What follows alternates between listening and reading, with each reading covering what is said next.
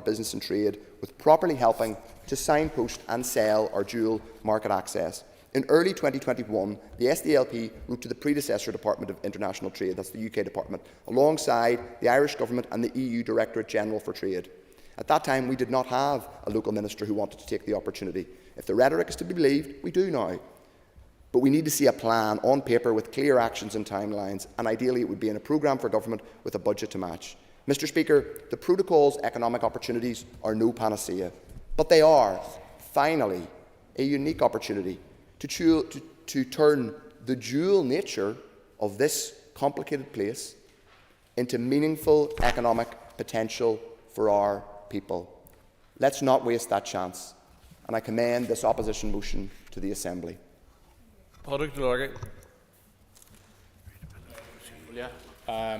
Today we discuss the significant opportunities and the challenges facing the North of Ireland in post-Brexit era. And as representatives committed to the prosperity and the well-being of all our people, it's essential that we recognise and seize this potential which lies ahead.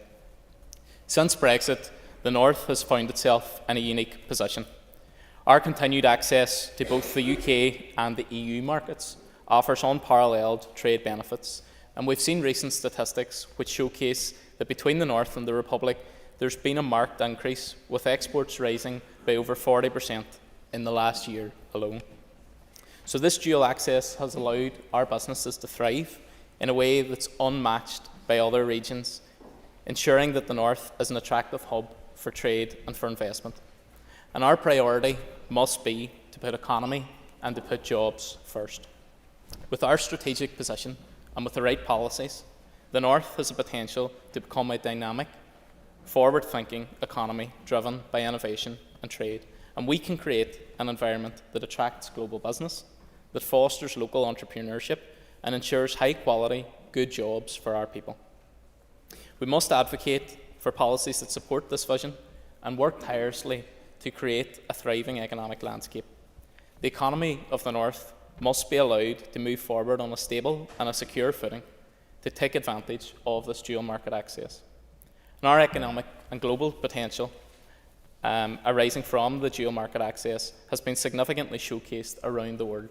Just this week in the Executive Office Committee, we heard from offices across the world on the opportunities that this has created and the interest which has now arisen in the North, which has been augmented.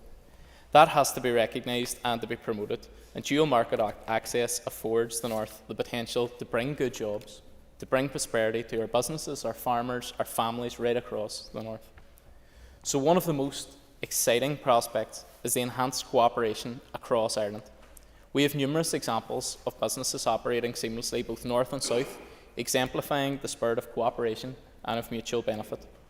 Companies like Defective and Dairy are shining examples of this success.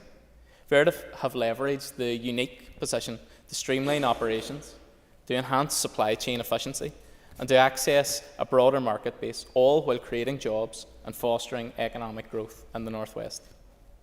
So don't just take it from me. Listen to the quotes from John McGreen, Head of Enterprise NI. Listen to Stephen Kelly from the Trade Forum, who've stated the benefits of dual market access cannot be overstated. It allows businesses to compete on a global stage, bringing prosperity and job creation. We must continue to support and to promote this unique position to maximise its potential. In conclusion, the North has a unique opportunity to redefine our economic future. By embracing All-Ireland cooperation while simultaneously augmenting East-West relations, prioritising economic growth and leveraging our unique dual market access, we can create a prosperous and inclusive economy for all. We know that these relations are more important than ever, like they are with our offices in Brussels, and they have presented to us, as I said, this week, and the North-South bodies which we're able to access this information through, and the opportunities that we would now have, that we have to seize. Let us work together, North-South, East-West, to build a brighter future for the North and to be recognised as a beacon of innovation, of trade and of opportunity. Deborah Erskine. The DUP has been clear that arrangements to which Northern Ireland is currently subject to impact and undermine the integrity of the UK's internal market. However, the DUP were able to make gains Building on the progress to date, the DUP will continue to fight to fully restore Northern Ireland's place within the United Kingdom, including removing the application of EU law in our country and the internal Irish sea border it creates. Continued barriers to trade between GB demonstrate that dual market access to both the UK and EU markets, in the broadest sense depicted by those bringing this motion, does not exist in the sense outlined. We must not pretend otherwise. Purchases by Northern Ireland businesses from GB were worth more than twice as much as those from the whole of the EU, including the Irish Republic in 2022. Moreover, GB remains the largest and most valuable market for the Northern Ireland economy, including external sales. Those trends must be reflected through trade, customs and regulatory arrangements that provide unfettered access for firms and consumers. What the SDLP, Sinn Féin and Alliance fail to realise is that internal barriers to trade between GB and NI have a direct and tangible impact on our competitiveness when firms look to market their goods outside of Northern Ireland, including the EU. Higher transport and logistic costs from GB for raw materials will lead to higher costs of production and in turn lead to higher product prices, which collectively makes breaking into new markets more challenging. Today's motion also talks about the potential benefits of so-called dual market access for attracting inward investment to Northern Ireland.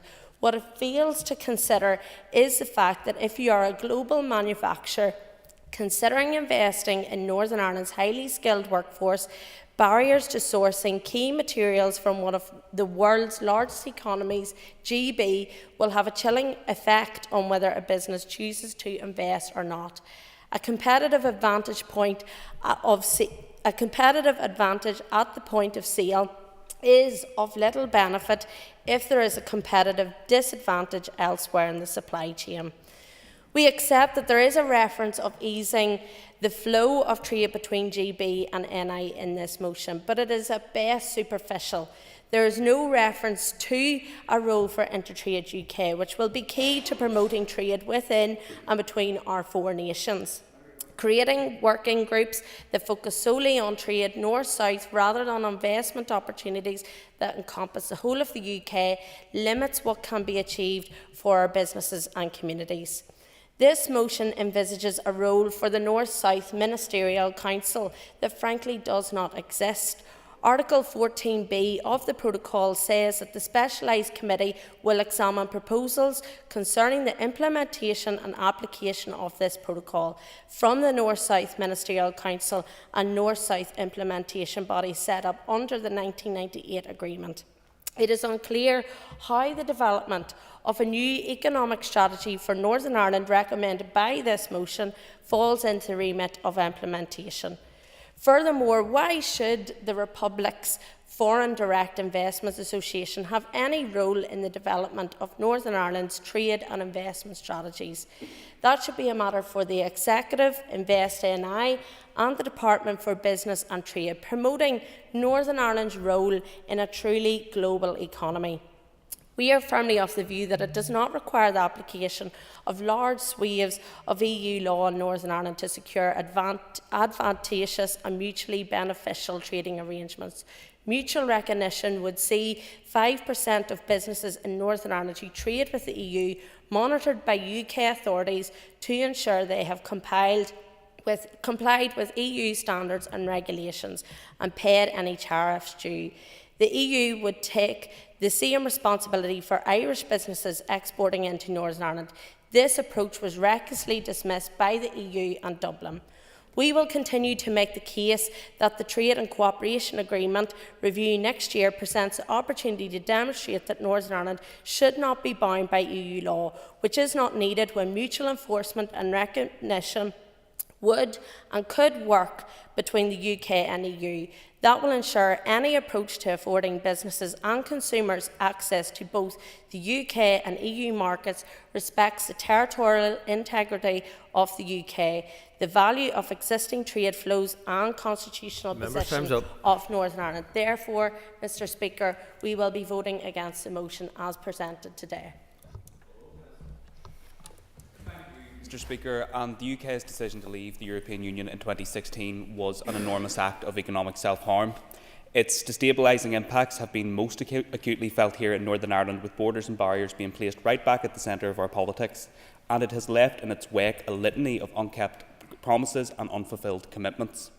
That is no surprise to those of us on these benches, Mr Speaker, but what never fails to surprise me is the ability of the DUP to contort themselves and U-turn on this issue, and also their seemingly endless willingness to trust a Conservative Party which has thrown them under the bus at every cut and turn over the past 8 years.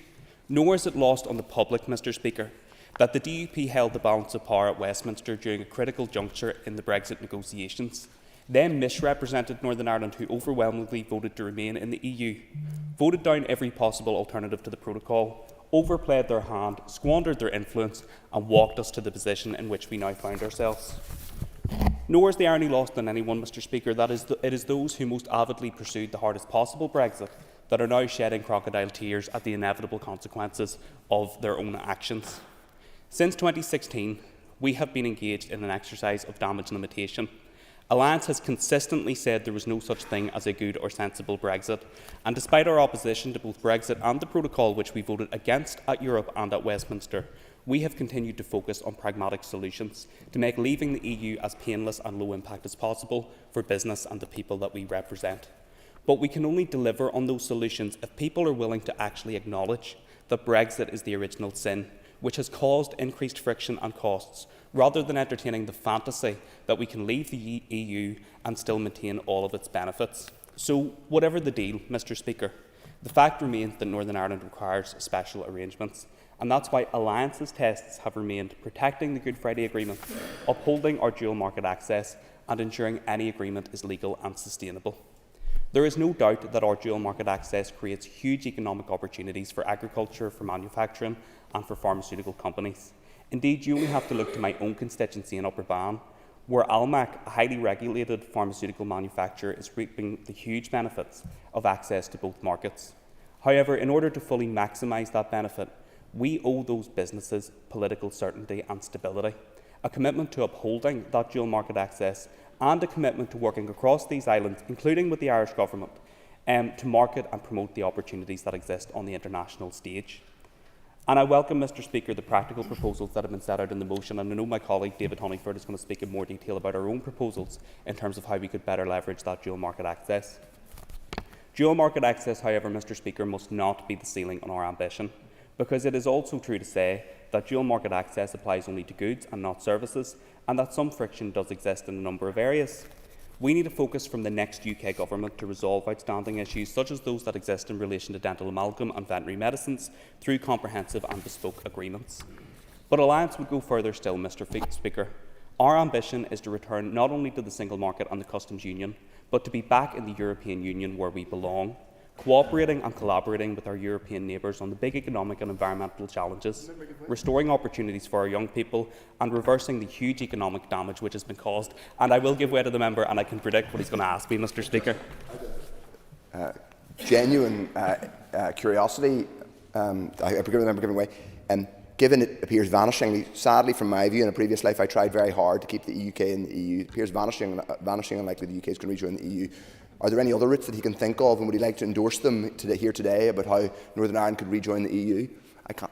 Well, Mr Speaker, there are two routes back into the European Union, but I actually don't share the member's analysis that the UK returning to the EU is unlikely. I think if you look at opinion polling, the UK public's opinion on the impact of Brexit, given the fact that the decision to leave the EU came about as a result of a referendum that was tainted by lies and dark money, and given that people are feeling the impact of Brexit on their pocket, I think a number of people in the UK, a huge number of people in the UK, are actually reconsidering the decision that was taken. So I will continue to argue and persuade counterparts in Westminster that we should be returning to the EU, and I wouldn't be surprised actually if that's sooner than the member thinks. Call Steve Aiken. Mr Speaker, and may I say that the Ulster Unionist Party will be supporting this motion as we come through. The issue is about dual market access, but we have to consider it in its wider condition and what's going on. It's a juxtaposition that we're at the moment. We're now potentially looking at a new United Kingdom government. that is already, if it is to be Labour, is already seeking to look at a new approach to Europe. For many of us who've spent a lot of time in Brussels and spent a lot of time talking to our European friends, both in Brussels and Dublin and other capital cities across Europe, there is very much a feeling that they wish the United Kingdom to be much more closely associated with Europe. The reasons for that are very clear. We have a war in Europe right now, and the indications are that it's going to get significantly worse.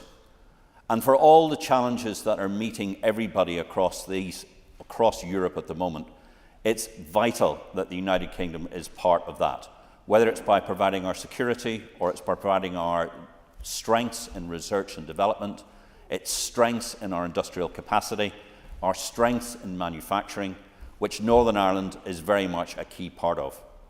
And yes, there are very many advantages for Northern Ireland to have this dual market access. And I do note the need to work more closely across this island and across these islands and across Europe to make this happen. I thank the member for bringing out the issue of Intertrade UK and the importance of having the East-West links, because that is also vital.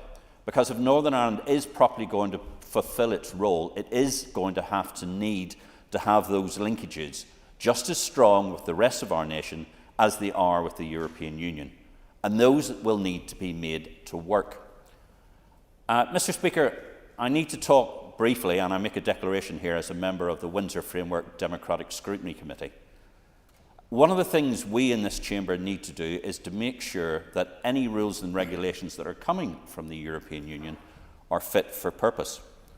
And one of the things that we have to do as a committee is we have to take our responsibilities seriously and actually scrutinise these rules and regulations, and if there is some of these rules and regulations that are going to undermine significantly this dual market access by distorting the market, it is our duty to do something about this. Regrettably, Mr. Speaker, as I've already mentioned in my members' statements, the Windsor Framework Democratic Scrutiny Committee is not being particularly democratic. It's definitely not doing a lot of scrutiny, and I can assure you it's not acting very well as a committee. That needs to change.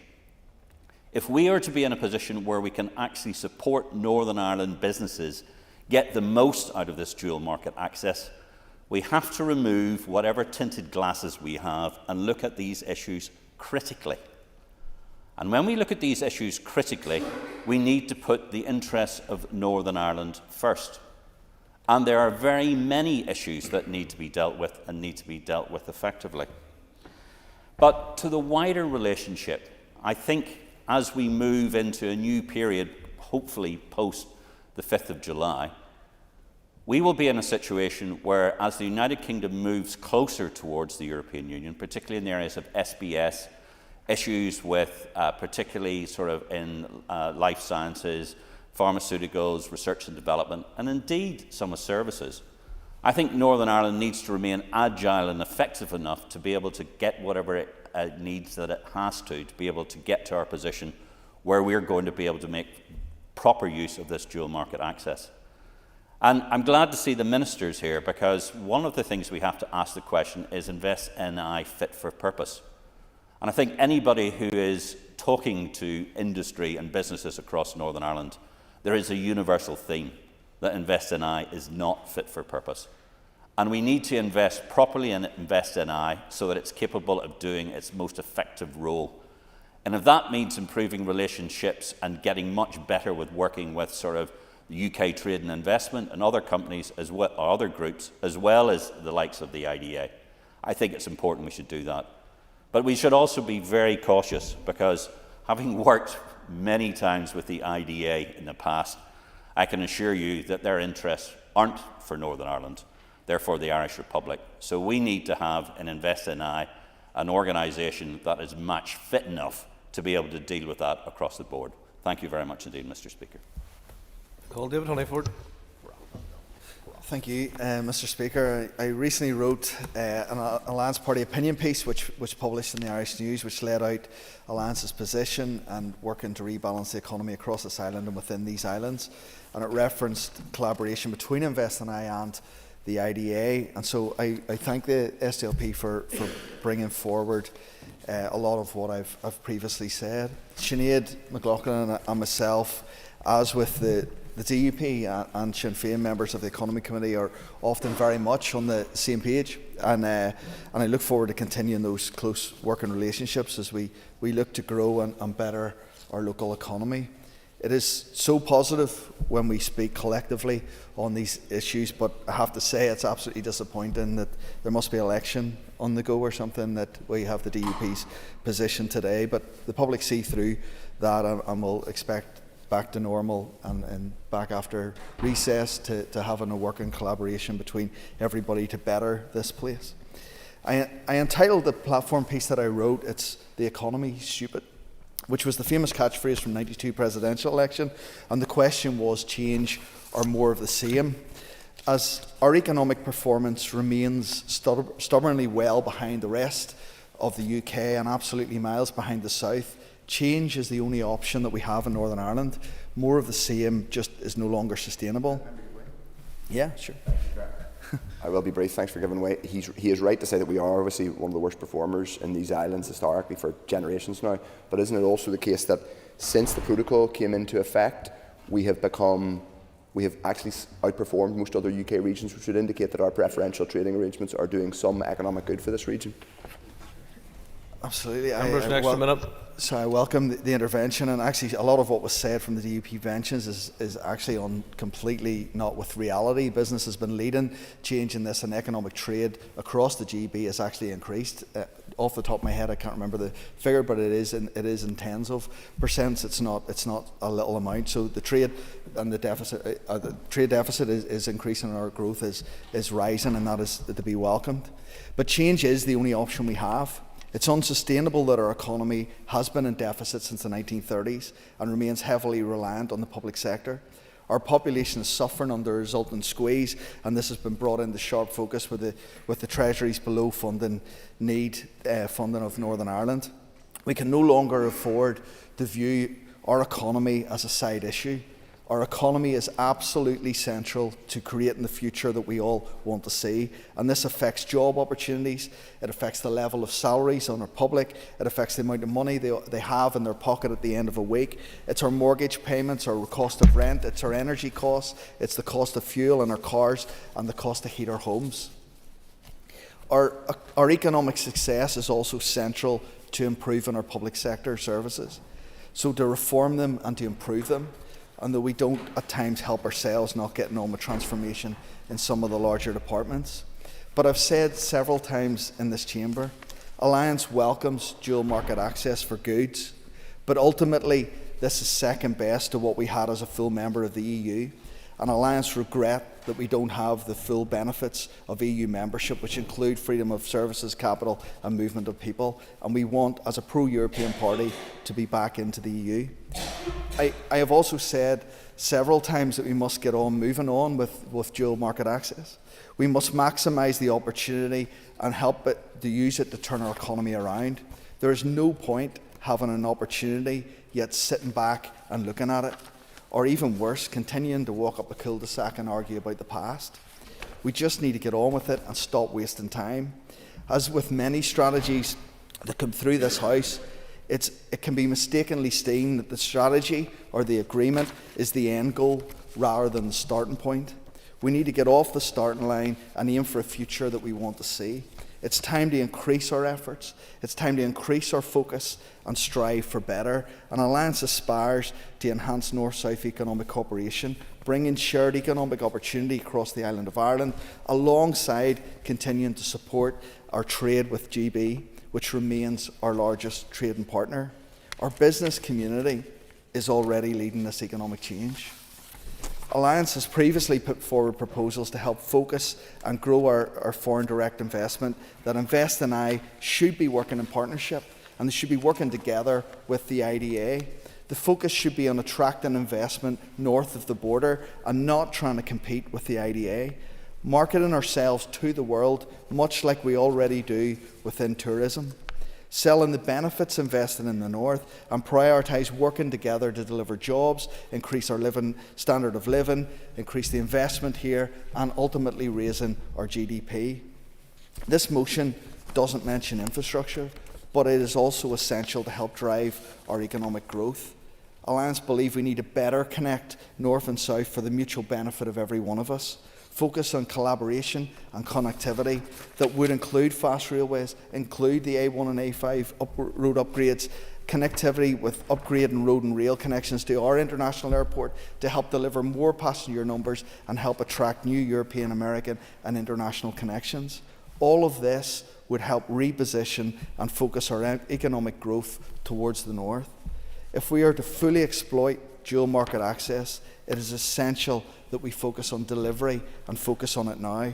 It requires more than words, it needs actions. Thank you, Mr. Speaker. Mr. Jim Allister. Mr. Speaker, I will vote against this motion, fundamentally because it embraces the most anti-democratic concept available in a democracy, that a people of part of the United Kingdom should be disenfranchised from controlling and legislating for the laws that govern much of their economy. I've already made the point, I'll make it again. To be a member of the EU single market, which sadly we are, you have to subjugate your own sovereignty to that of the EU. In the case of Northern Ireland, that means that to enjoy what's misnomered the benefits of the single market, we have to subject ourselves to 300 areas of law that we don't make and can't change. EU laws, foreign laws. And what this motion does, it embraces that anti-democratic concept of disenfranchising the people of this part of the United Kingdom by making them colonial slaves to a foreign jurisdiction. Yes, I'll give way. The member for giving way. The member talks about the democratic deficit as he sees it, but surely he recognises that a majority of people in Northern Ireland voted for parties who want those special arrangements, and therefore there is democratic support for the current arrangement. The mission to educate the member will never cease, and I remind him again that the United Kingdom voted to leave. It was a single vote for a single nation. And sadly, we in Northern Ireland didn't get Brexit. We got left behind, hence the source of the problem.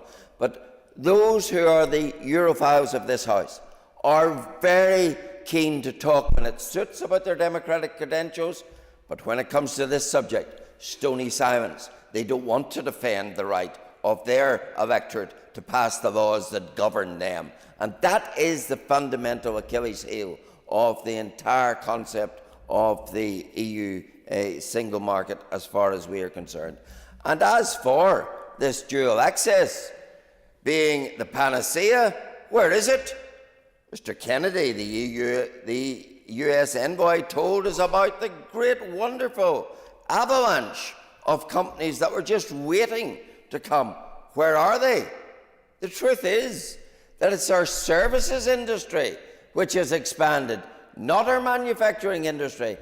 And the irony is, services are not covered by the protocol. They remain within the United Kingdom context. So the very proof of the pudding is in the eating.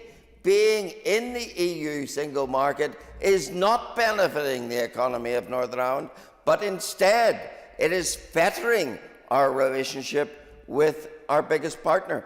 Hence the fundamental assault upon our economic prosperity that this access to the dual market brings. But above all, it returns to that fundamental question: is it right, can it be proper that a people are governed by laws they don't make and can't change? My answer to that is it can never be right in that regard. And it didn't have to be like this. There was an obvious answer. The obvious answer was one which actually emanated from some of those who worked for the EU. Sir Jonathan Fall, Professor Weiler, Professor Sarmento, all suggested the answer to the Irish border problem was mutual recognition. And so it was. But the Irish government, in their political pursuit of unifying the island of Ireland through the protocol, rejected what is the basis of international trade elsewhere. That if you want to make goods which are destined for a foreign market, you make them to the standards of that foreign market, and vice versa, and you mutually enforce each other's laws. That is the fundamental element of international trade. We don't need a protocol. We don't need that which is encumbering our economy. What we needed was what exists elsewhere, mutual enforcement of each other's laws on the goods. Instead, we have put up a partitioning border in the Irish Sea. We have created, and are now spending £192 million, building border posts to enforce that which is wholly unnecessary when it comes to securing trade between and within two independent sovereign entities, such as the EU is and such as the United Kingdom should be. So, this is a motion which is laced with its political ambition, of course, of dismantling the Union, and the protocol is the greatest aid to that imaginable. And that is why it is couched in the terms that it is. I want to say a quick word. I welcome the fact that the DUP has found reverse gear from safeguarding the Union when they were embracing the idea of dual market access. Now tell us they want rid of EU law. Good, because you can't have dual market access. You can't be in the EU single market if you're subject to EU law. So the volte-face of Gavin Robinson is welcome. Pity he was one of those who told us, of course, the lies that the Irish Sea border was gone, and therefore lost the trust, as his party did, of those who are of unionist persuasion. Thank you. Call the Minister for the Economy, Conor Murphy.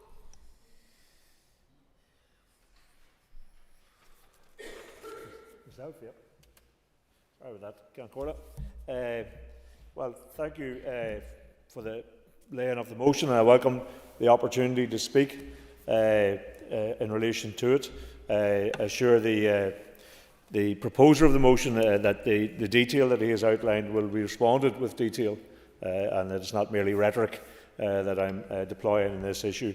But there were a number of speakers who contributed to the debate, and I thank them for that, for their contributions. The certainty in trading arrangements delivered by the Windsor Framework provides us with a unique set of trading arrangements and offers unique opportunities for the North, both in terms of inward investment and trade growth.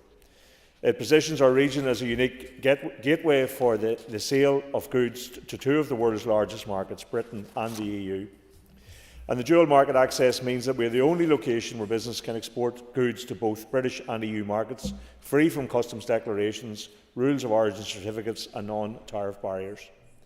Businesses based here can use EU inputs in their products without having to import them, enhancing the benefits for companies serving the British market. This is a unique proposition for businesses here, and as well as those seeking pivotal location from which to service British and EU markets, recalibrate supply chains, or design, develop and sell products across key industries.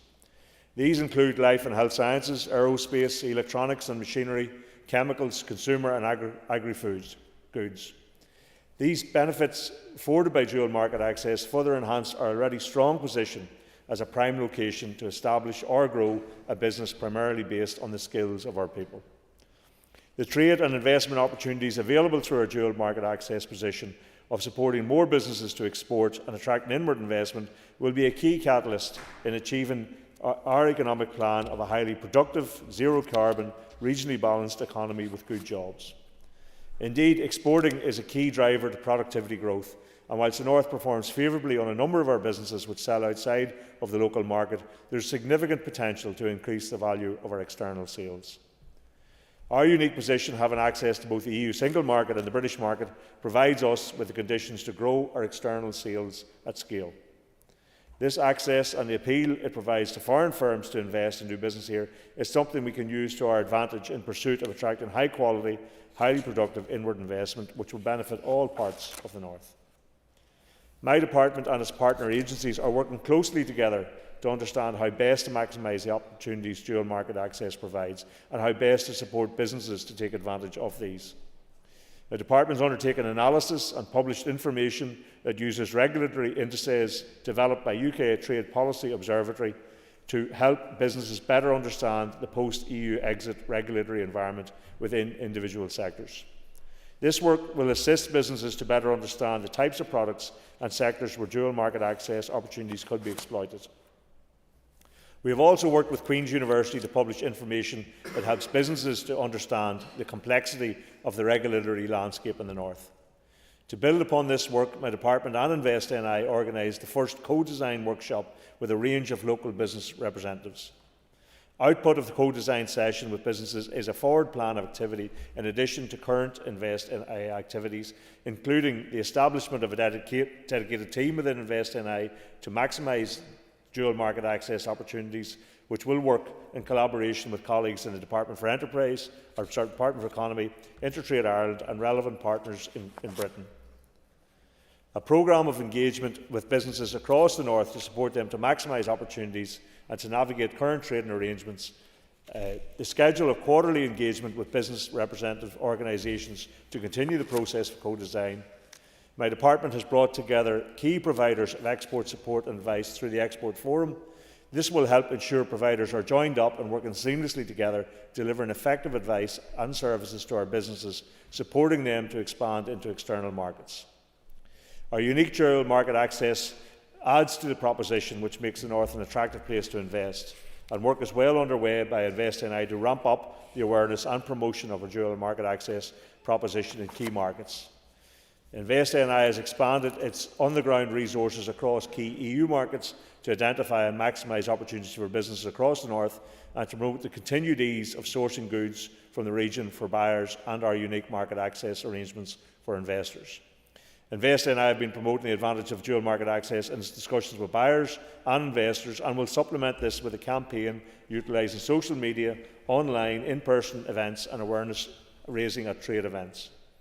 They have developed and are implementing a programme of trade visits and services to promote opportunities for local firms.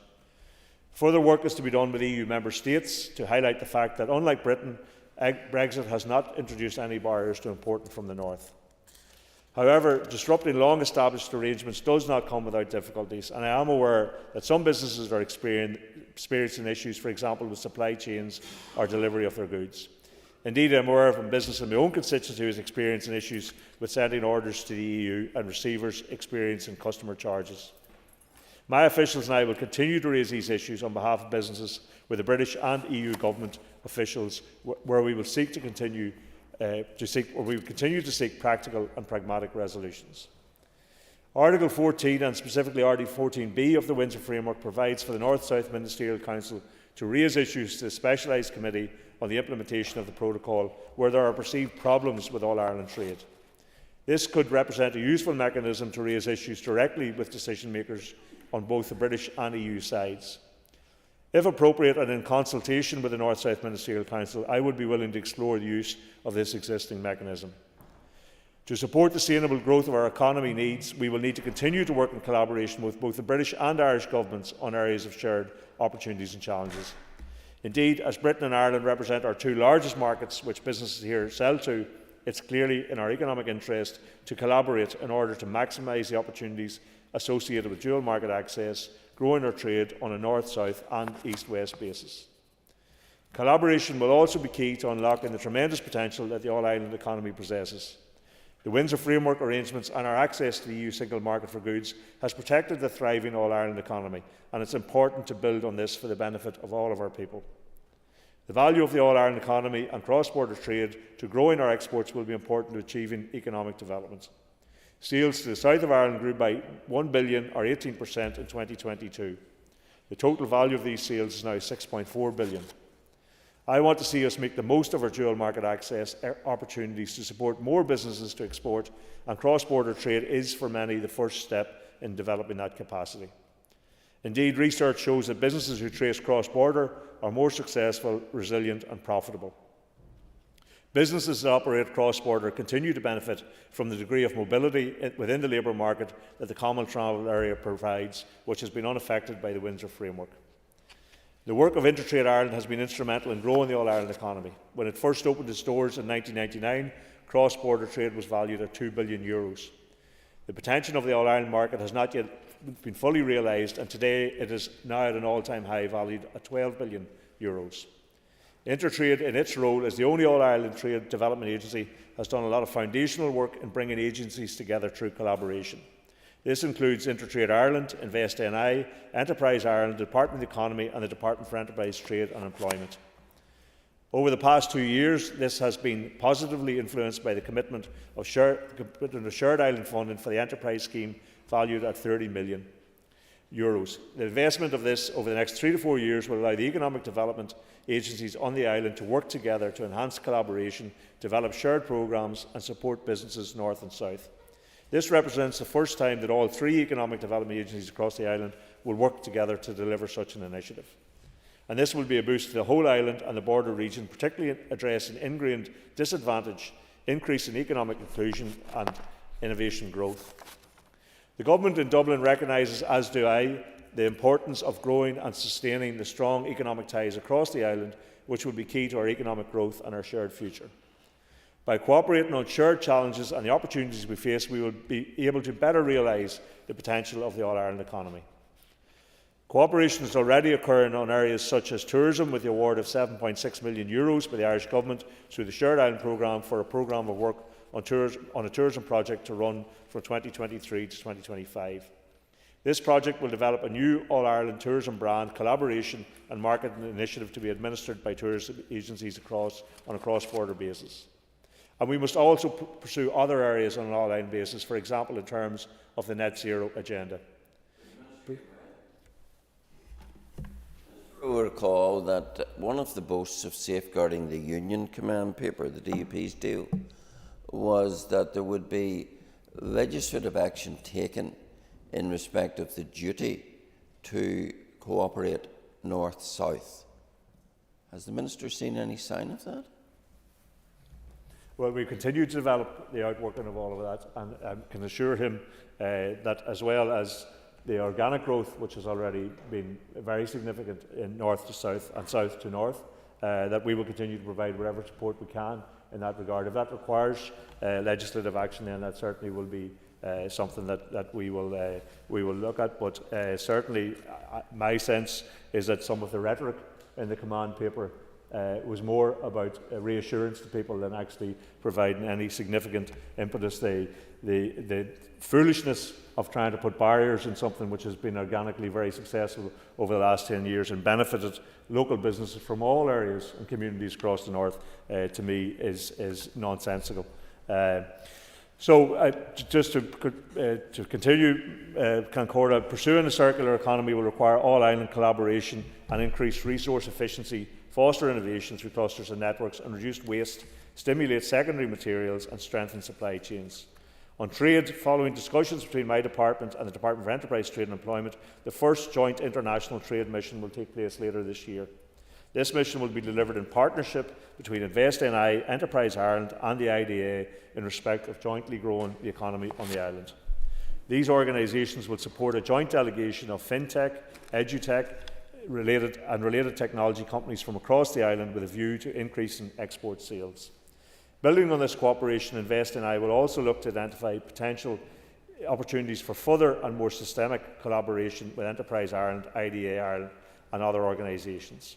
I will also continue to work with the British Government through the East-West structure set up recently and the new Intertrade UK body. Although to date we have had no clarification from the British Government on the structure, role or responsibilities of Intertrade UK. Dual market access provides the North with a unique selling point, and we must leverage this position in order to grow both our exports and trade and to attract investment. Just to turn to some of the points that were raised, I hope in terms of the motion itself I've addressed the detail of what the proposer of the motion was seeking, and I assure him that we continue to work on those issues. The DUP had complained about the internal trade barriers, and what was argued was our denial that these barriers existed. I think in terms of the whole Brexit debate, most of us were on the other side of thinking Brexit was a bad idea, argued precisely the point that introducing trade barriers would affect trade right across and disrupt trade, and that's essentially what has happened as a consequence of Brexit.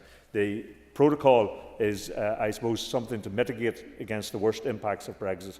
But the other issue of mutual recognition, and it was also promoted by Jim Allister in his contribution, has been consistently, mutual recognition of standards, been consistently rejected by both the UK and the EU. It's unlikely it will become an answer to the Brexit issue in the near future, so the Windsor Framework remains the only viable option to secure free flow of trade between north, south and east and west.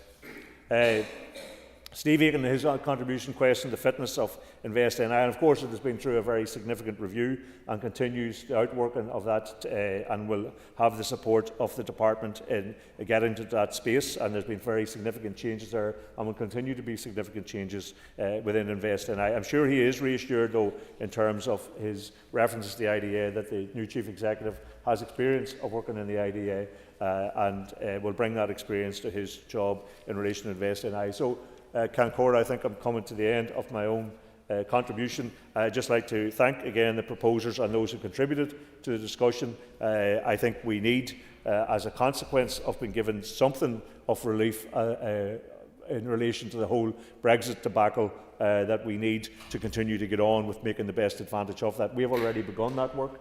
I think the response of businesses to that has been evident over the last period of time, and we will continue to do that work both in terms of our own businesses, but also in terms of the possibility of attracting investment from other countries.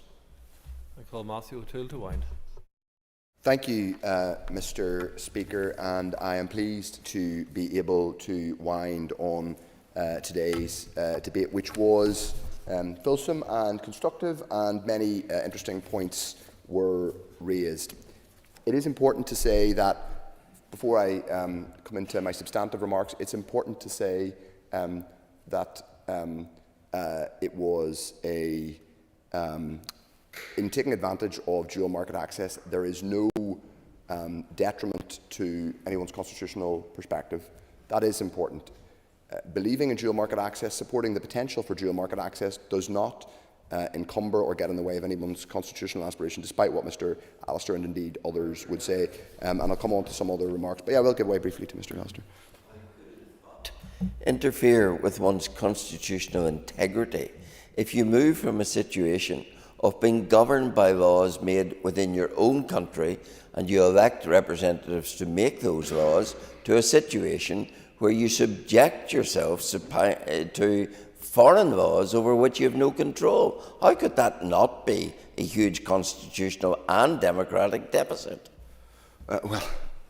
If you believe in the perfect fetish of sovereignty at all costs in every, and that's the thing that you focus on exclusively, and you think that's how you define identity and citizenship, then I accept that for I do, but I also have accepted and acknowledged that for many unionists the protocol has presented difficulties. I would also acknowledge, it would be nice if the member would acknowledge that for many of us, Brexit itself presented profound challenges to how we see ourselves as Europeans, and for many of us who believe deeply in an open border on this island, it was profoundly offensive. So he constantly pushes this idea of constitutional perfection. We don't have constitutional perfection here because we're a complicated place. I believe in a new Ireland without a border on it. He doesn't. I respect his position. I would appreciate it if he would respect that many of us are offended by the very fact of Brexit itself. But I want to move on and make some remarks in relation to the broader debate that we have had. Our motion was long, and we made the clerk read out an entirely long motion because we wanted it to be a detailed motion, because we wanted it to be specific, and we wanted it to have multiple different aspects to it and clauses. Now, what does that mean? It means that the motion offers real opportunity, not just for maximising our dual market access, but to create a substantive plan for the dual market access, how we leverage it, how we benefit from it.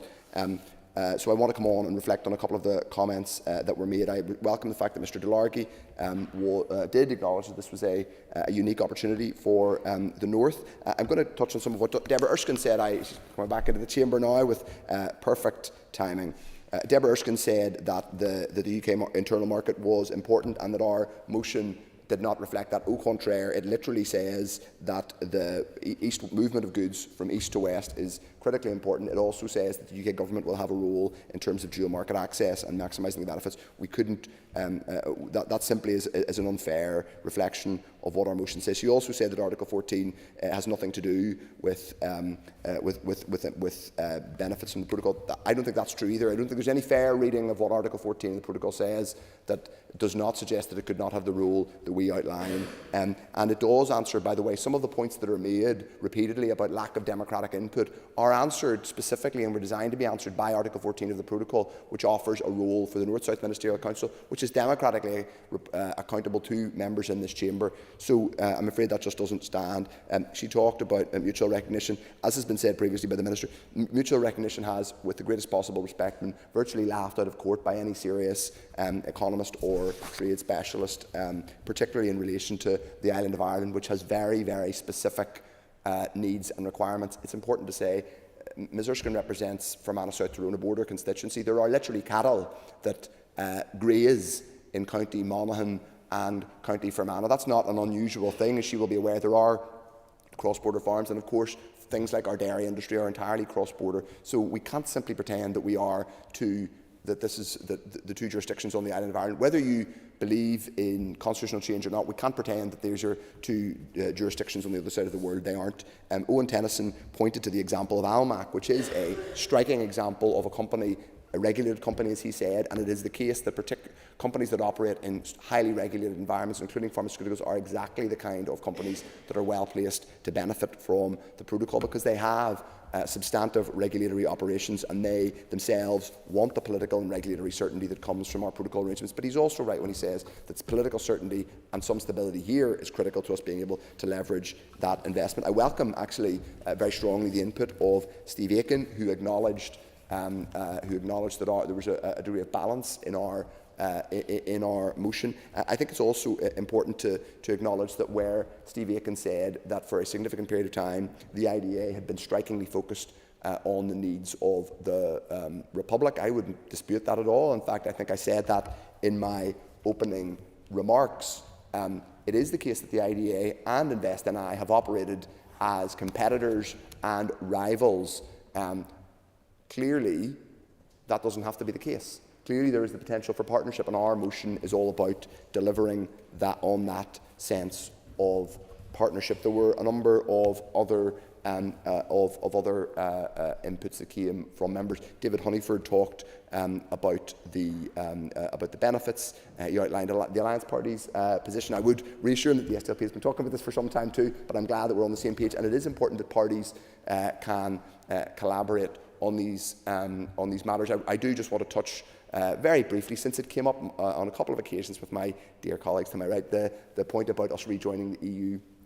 I do not think, and I'm someone who worked in Whitehall for years and worked there in the middle of the Brexit years, and that is in large part why I'm here now.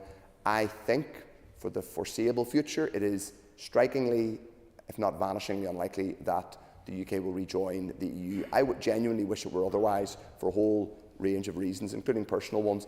I don't think it's very likely, in part because the trade-offs that would have to be made are significant. It would require an enormous amount of political courage and political bandwidth for that to happen.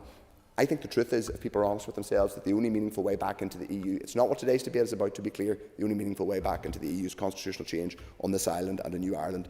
That's my position, and I recognise that others may differ from it, but I think it's the only realistic one. But that, to be clear, is not what this motion is about. This motion is not about the Constitution. This motion is about our current constitutional position and maximising the benefits that we have and can see from dual market access. As I said in my remarks, we are a complicated place. We are a dual place in many ways. The dual market access reflects that dualism, and it reflects the fact that we face both ways. We face both ways politically, culturally, in terms of allegiance. Why not derive an economic benefit from it? So I welcome the fact that the Minister is appraised and is supportive of the broad principles in this, and I acknowledge we've sought to be constructive in opposition the whole way through our time here. I acknowledge that the Minister is engaged on the all-island economy and has committed significant time to that cross-border work. He will recognise that we will want to hold him to his word on some of this stuff and keep corresponding with him in terms of implementation of the specifics of this motion, because it does call for a specific action plan to be provided to the Assembly later this year. In some form, we would like to see the Minister provide that, and we will be asking him for it. But let me be clear, I welcome the intent on his behalf, and we look forward to it being implemented through action. I also specifically want to point out to people that the use of Article 14 and using the NSMC to make representations is not prioritising the NSMC over any other body. Any other body that exists, either under the Windsor framework or even more informally, is welcome. I would like to see those of us in this chamber have observer status in the EU Parliament and be able to make representations. I recognise that will not be, I can see some eyebrows raised across the chamber, I recognise that will not be universally popular, but I'm up for any opportunity which allows us to input into how the protocol works and to improve our input and to ultimately maximise those economic benefits, because those economic benefits are real. We are enjoying them already. Think how great they could be with political stability here and proper buy-in. That does not compromise or undermine anyone's constitutional position. Quite the opposite, in my view. So I commend today's first Opposition Day motion to the Assembly. I thank everybody for constructive contributions, and I very much hope that this will pass. Thank you. The question is that the motion stand in the order paper be agreed. All those in favour say aye. Aye. Contrary, if any, no. No. Aye. Clear the lobbies. The question will be put in 3 minutes.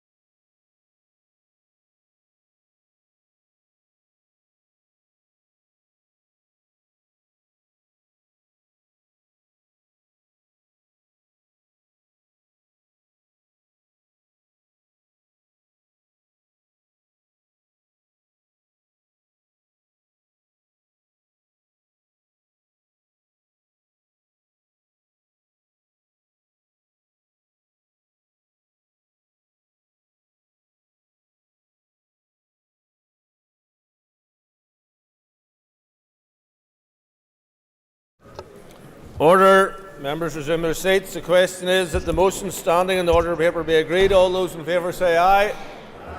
Contrary, if any, no. Do we have tellers?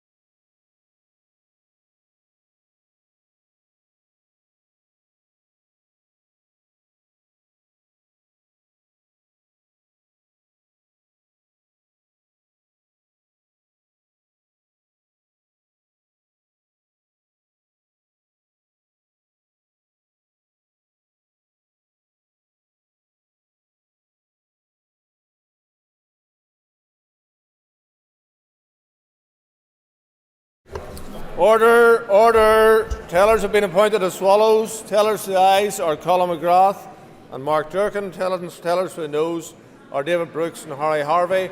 Clear the lobbies. Assembly divide. Ayes to my right, noes to my left.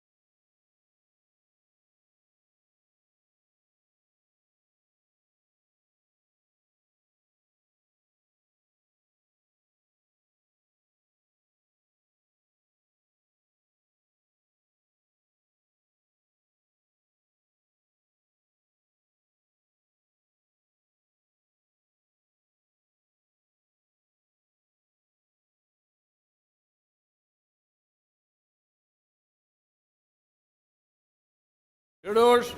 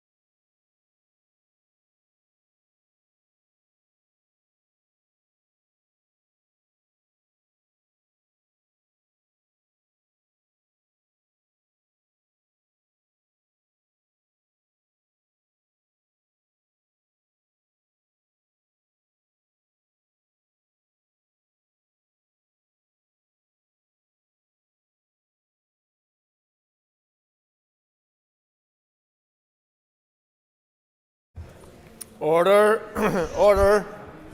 Members will resume their seats. Clerk, read the result.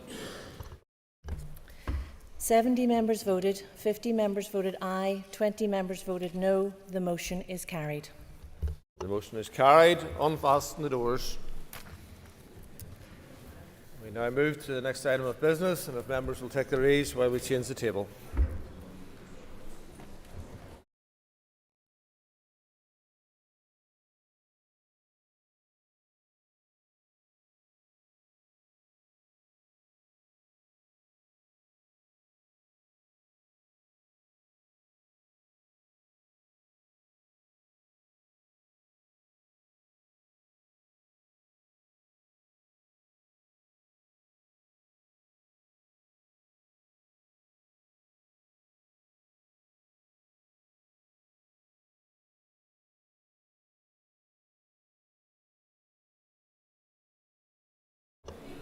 Order, members.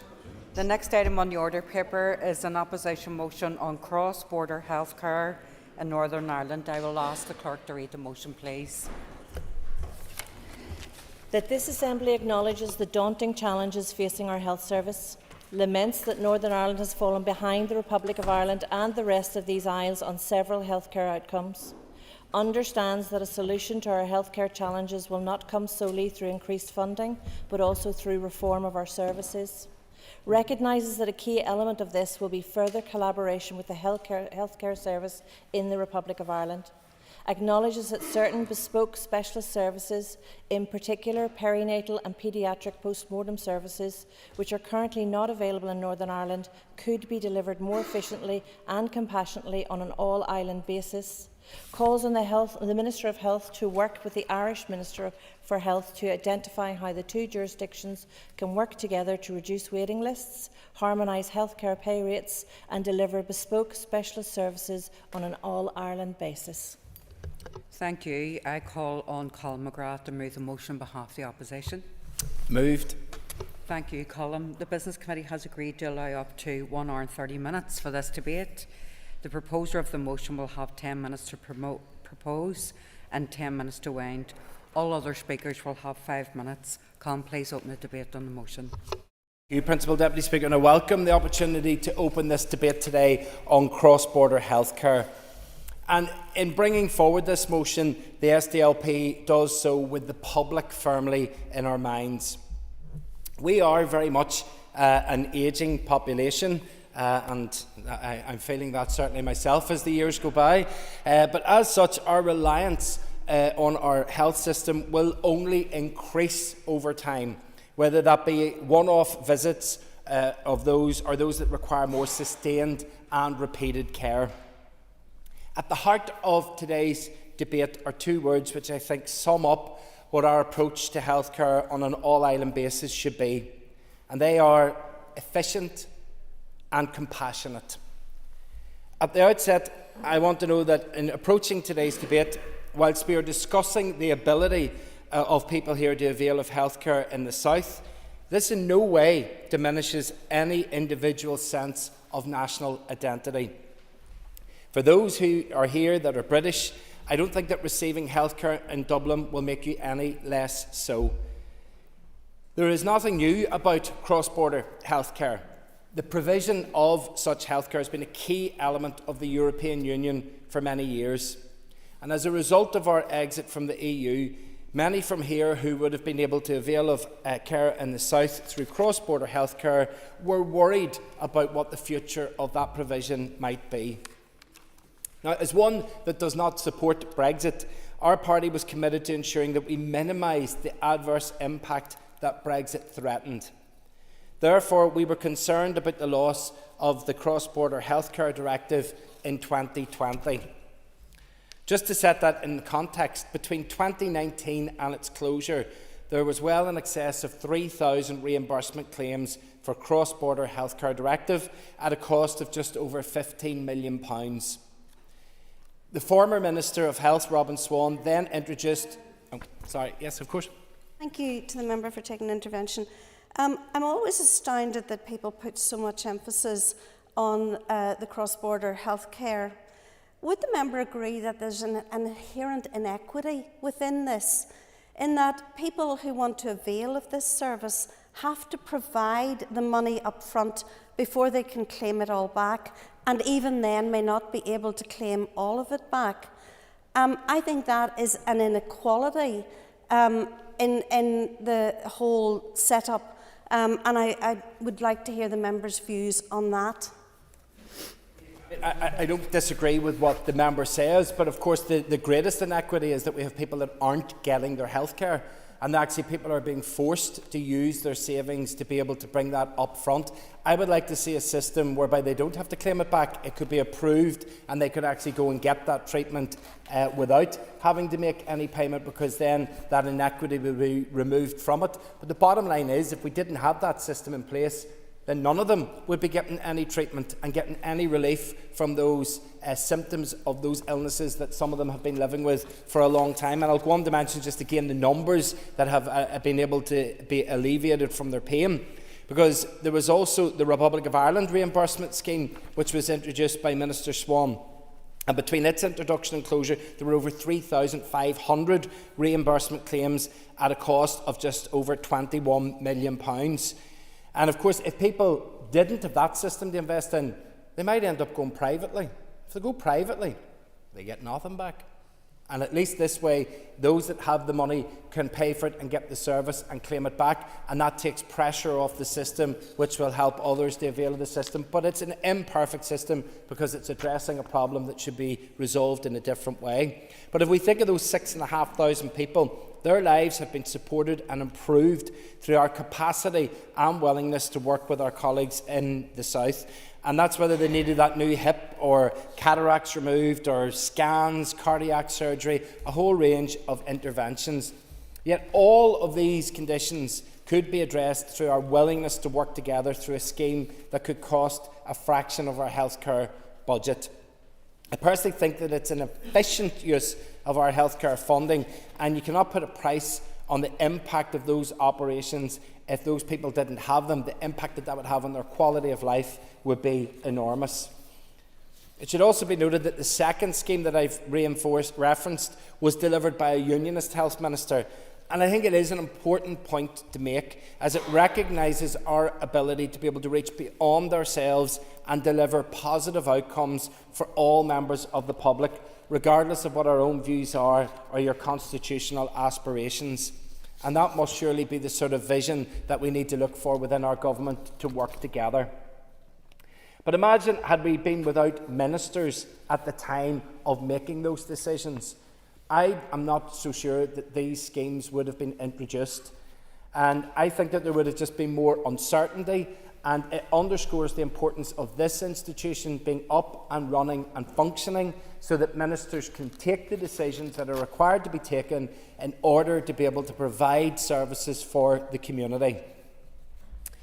If we could see such a short-term scheme delivered, which delivered positive outcomes for the public, then our capacity for further joint health working with colleagues in the South is something that each of us could give consideration to, because those of us on the Health Committee and beyond know the full range of problems that there are within our health sector. There are many of the different segments of the health service where they are clogged up with long waiting lists and people not getting the outcomes that they need to get. These services could provide care to women and families in some of the most emotionally charged and heartbreaking situations, and that's in reference to the specific perinatal and paediatric post-mortem services in which we do not provide. As a result of the absence of the paediatric post-mortem services here, many women and families are having to access this service in England, as we can still not get access to the service in the South. And while it must be said that this is a service that puts care and compassion at its heart, I cannot help but think if we were able to provide the services on the island, that it would be something that would be worth exploring. The need for cross-border working is something that we must give credence to, with the increasing reach of Sláinte care in the South as well.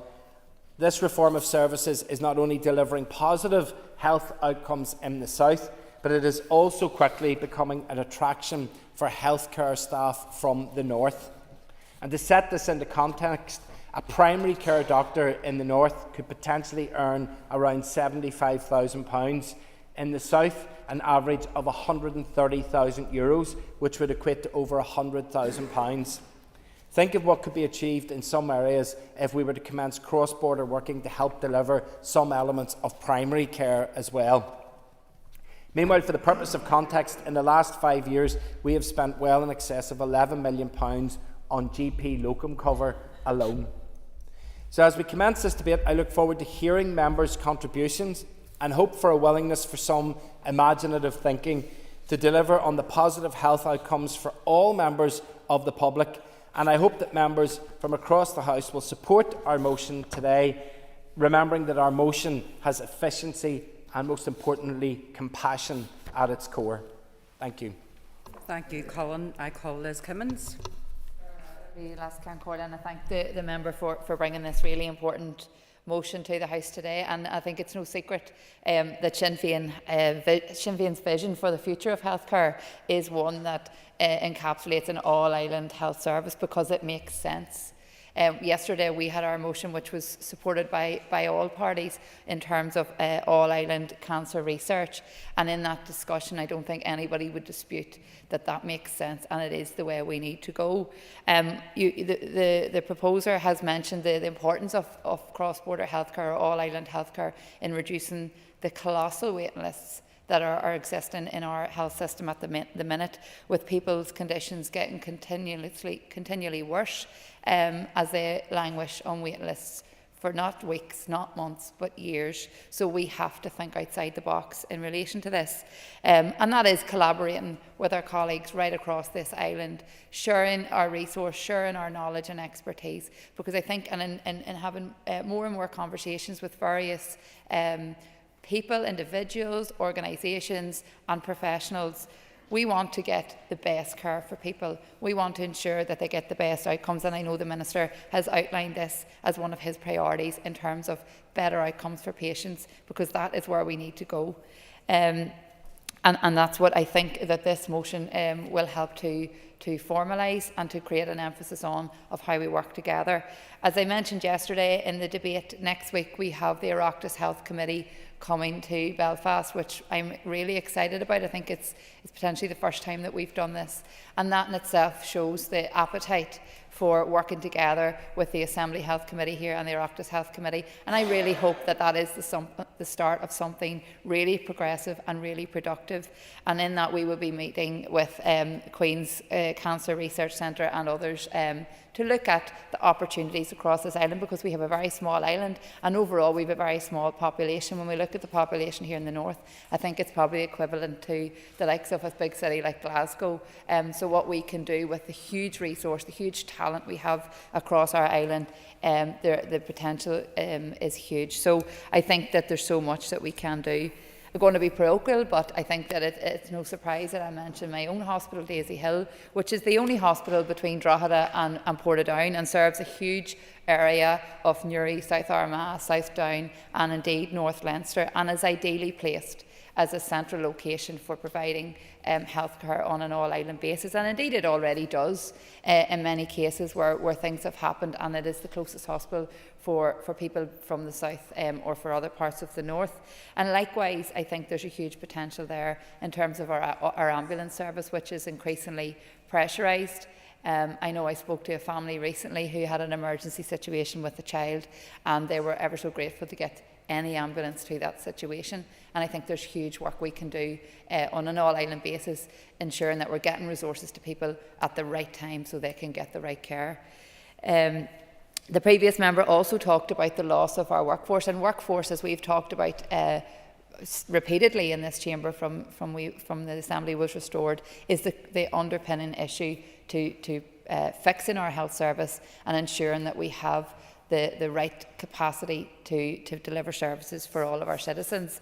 But we're losing our workforce to the south, to more attractive jobs, to better conditions, and the member referenced Launchacare. So why do we not pool that? Why can we not work together to ensure that we're providing really high-class services, because it is doable and it isn't all about money. It is something that I think we can do if there is a will between the two existing health departments.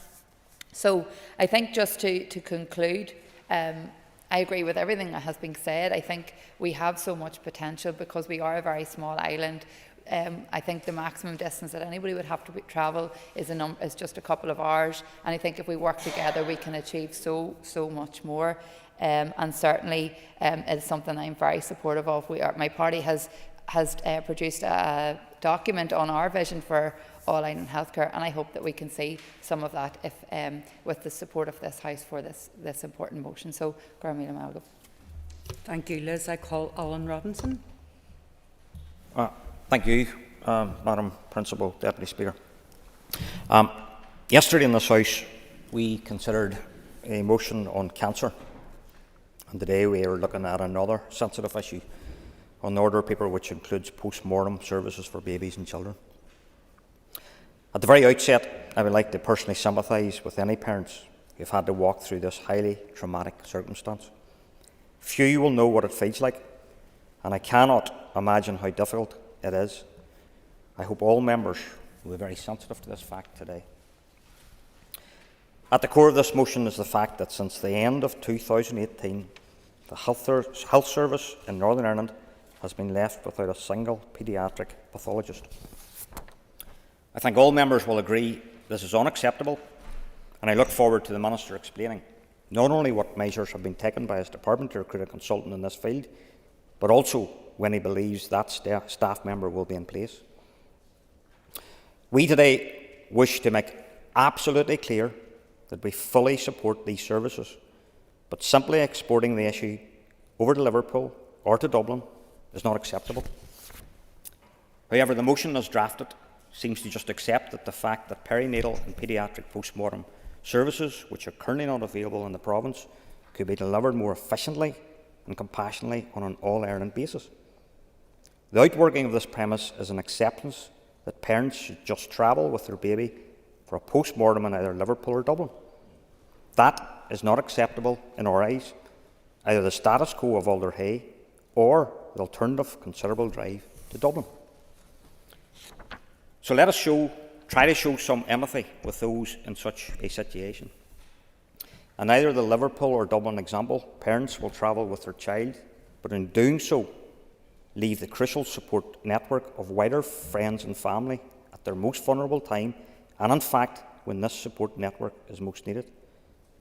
We want to be absolutely clear that this service should be available within the health service in this province, and we unfortunately cannot support a motion which forces parents to journey with their loved one hundreds of miles at a time of extreme personal trauma.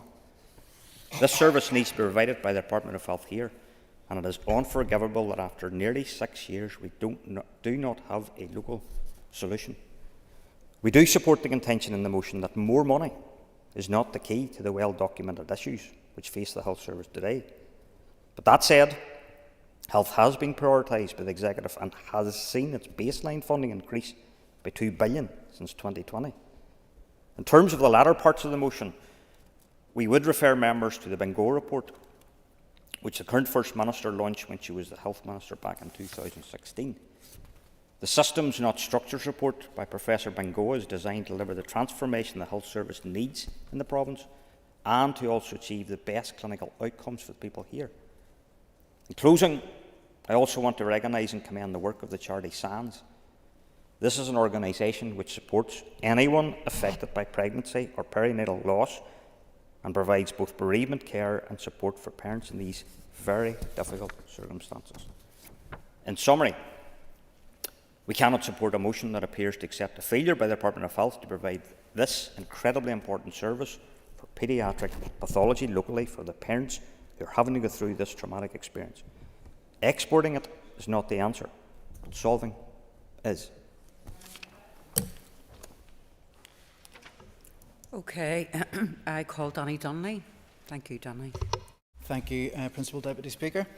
I thank the SDLP members for proposing this motion to the Assembly today as one of their Opposition Day motions. It is good that we have had two important health motions this week in the Assembly, recognising the many challenges that our health service faces, and we will be supporting this motion. It is unacceptable that we have the longest waiting lists on these islands and some of the longest in Europe. In particular, our waiting lists are significantly longer than the Republic of Ireland. Based on official figures from last year, twice as many people in Northern Ireland were on a waiting list for appointments, despite having approximately a third of the population. The disparity is much larger for people waiting over 12 months, approximately 4 times as many people in Northern Ireland. Anything that can be done to reduce these waiting lists must be done. One aspect of the motion that is particularly encouraging is the recognition that the transformation of our health service will not solely be achieved through increased funding, but that fundamental reform is also needed. This will require difficult decisions and, more importantly, political leadership from all members of the Assembly and the Department of Health. As already mentioned, we have had the Bengoa report, Systems Not Structures, effectively sitting on a shelf for the last 8 years due to years of prolonged political instability. So outside this specific debate, we need fundamental reform of this Assembly and its structures so that it cannot collapse again through the actions of one party. Otherwise, we can never commit to the required long-term planning and multi-year budgets needed for transformation. We discussed All-Ireland cooperation yesterday in relation to cancer research, but I want to discuss such cooperation more broadly. It makes sense from a geographical perspective. For example, that people from the North West Cancer Centre at Altnagelvin, which is partially funded by the Irish Government, approximately 1/3 of its yearly patients are from the Republic of Ireland, mainly Donegal, which is just a few miles from Derry. Otherwise, such patients would have to travel to Galway or Dublin. On the other hand, there has been an increase in the number of children from Northern Ireland receiving heart surgery in Dublin since heart surgery services in the Royal Victoria Hospital ended in 2015. But this vital network continues through cooperation with Our Lady Children's Hospital in Dublin, which is very accessible for people in Northern Ireland, only a few hours in the car, bus or train. It is important to recognise that one of the main challenges to cross-border health cooperation, which is the challenges posed by Brexit.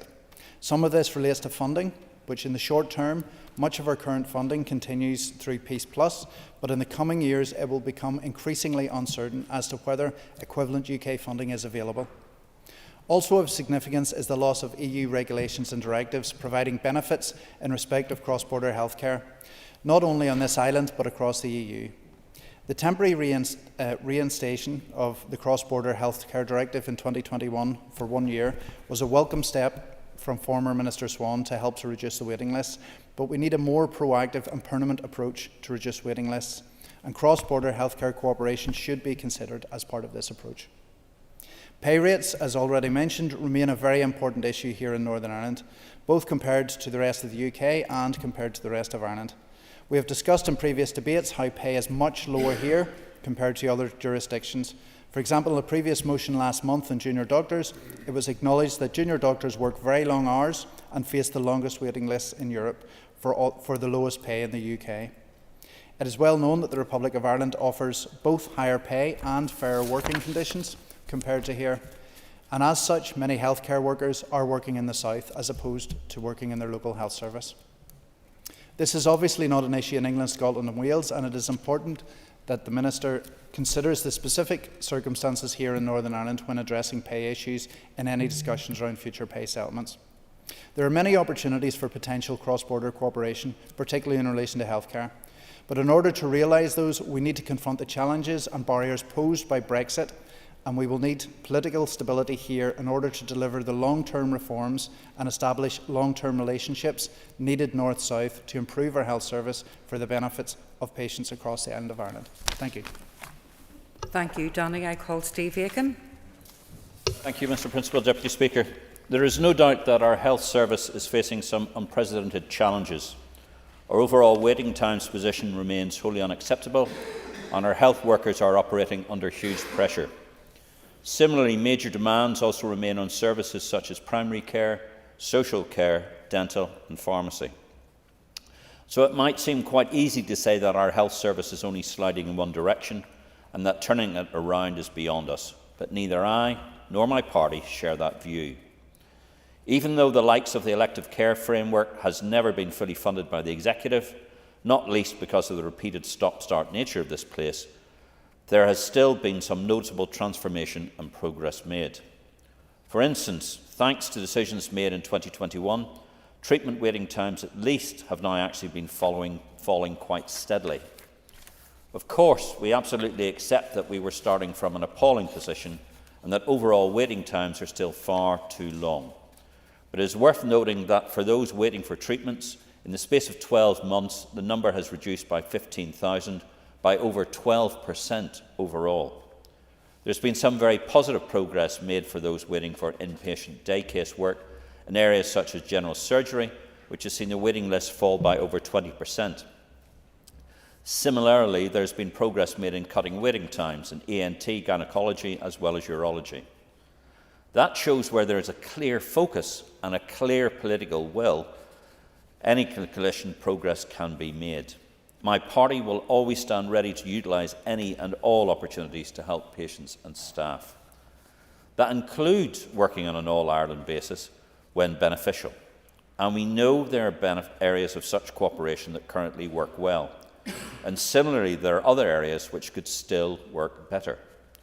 But we need to recognise that it's not a panacea. There are major pressures in the Republic's health service also. They are grappling with the very same challenges that we are: poor waiting times, changing demography, as well as the rising costs of care and treatments. We do acknowledge, however, that there is a gap in pay developing on the island of Ireland, and that will raise particular challenges locally. It's not just the health service being impacted, but also education, a slate of other public services, as well as private commerce. In reality, never mind not keeping up with pay in the Republic of Ireland because of the failure of the last executive to agree a budget, and then the absence of ministers even in post, our health workers have too often had to watch their pay falling well behind counterparts, even in the rest of the UK. Thankfully, however, due to the work of the previous Minister of Health in January 2020, and again in February this year, parity has largely been restored.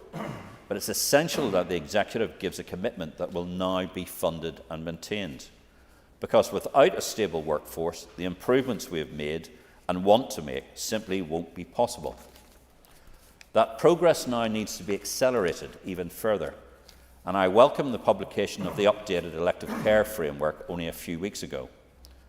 Unfortunately, however, we really feel that the recent budget, where our health budget was cut by 2.3% of the Department of Health, which was agreed by Sinn Féin, DUP and Alliance MLAs, will greatly impact the ability to drive through further improvements. In fact, MLAs need to be aware that as it stands, the Executive has not provided a single penny of targeted funding to spend on tackling waiting lists. It is therefore totally incoherent for the Executive to try to claim, as the DUP, Sinn Féin and Alliance parties still do, that tackling waiting lists are a priority for them, when quite frankly they're not. And when at the same time it didn't even meet the Department of Health's basic plea just to keep up with red flag cancer and other time-critical treatments. So whilst we welcome any further improvements that can be made through working on an all-island basis, as well as the vitally important east-west basis, the reality is the greatest potential for reform and improvement still sits with what is available on our own doorstep. And to do that, we will require collective willingness. Thank you, Mr. Principal Deputy Speaker. Thank you, Steve. I call Neil McAllister. Good. Thank you, Deputy Speaker. Thanks to the member for bringing the motion here today, which the Alliance Party are happy to support. And since this Assembly was restored in February, we have had many discussions around the state of our health service, and one thing has been clear in every single one of those motions that has been brought forward is that the status quo is just simply not working. And that's why Alliance have been consistent and unwavering in our calls for transformation and reform of the health service for many years. There must be willingness to look at how services can be delivered in the most efficient way possible, with better outcomes ultimately for our constituents. I understand that the Minister is new in the role and may take a number of weeks and months before his plans are brought to the Assembly chamber, but I do hope that in good time we can see some of those priorities progressed through the Assembly and through the Health Committee. In particular, I would note the reconfiguration blueprint. It was noted to us in the committee that it would come forward possibly in June. So I just wonder if the Minister can touch on that on his answer to the Assembly today, whether in the next 2 weeks we will be seeing that or not. One thing is clear when it comes to the Health Committee and those people who are given evidence, whether they're allied health professionals, doctors, nurses, anyone within the health sector, is that they recognise from their patients that they tell them they are willing to travel, and we also hear it too from our own constituents that they want the best health care possible, and if that means that they must travel for that, they are more than willing to do so. We have seen success of that through the elective care hubs and the surgical hubs that have been created. The people have been more than happy to actually move outside of their city or rural area to actually get seen quicker.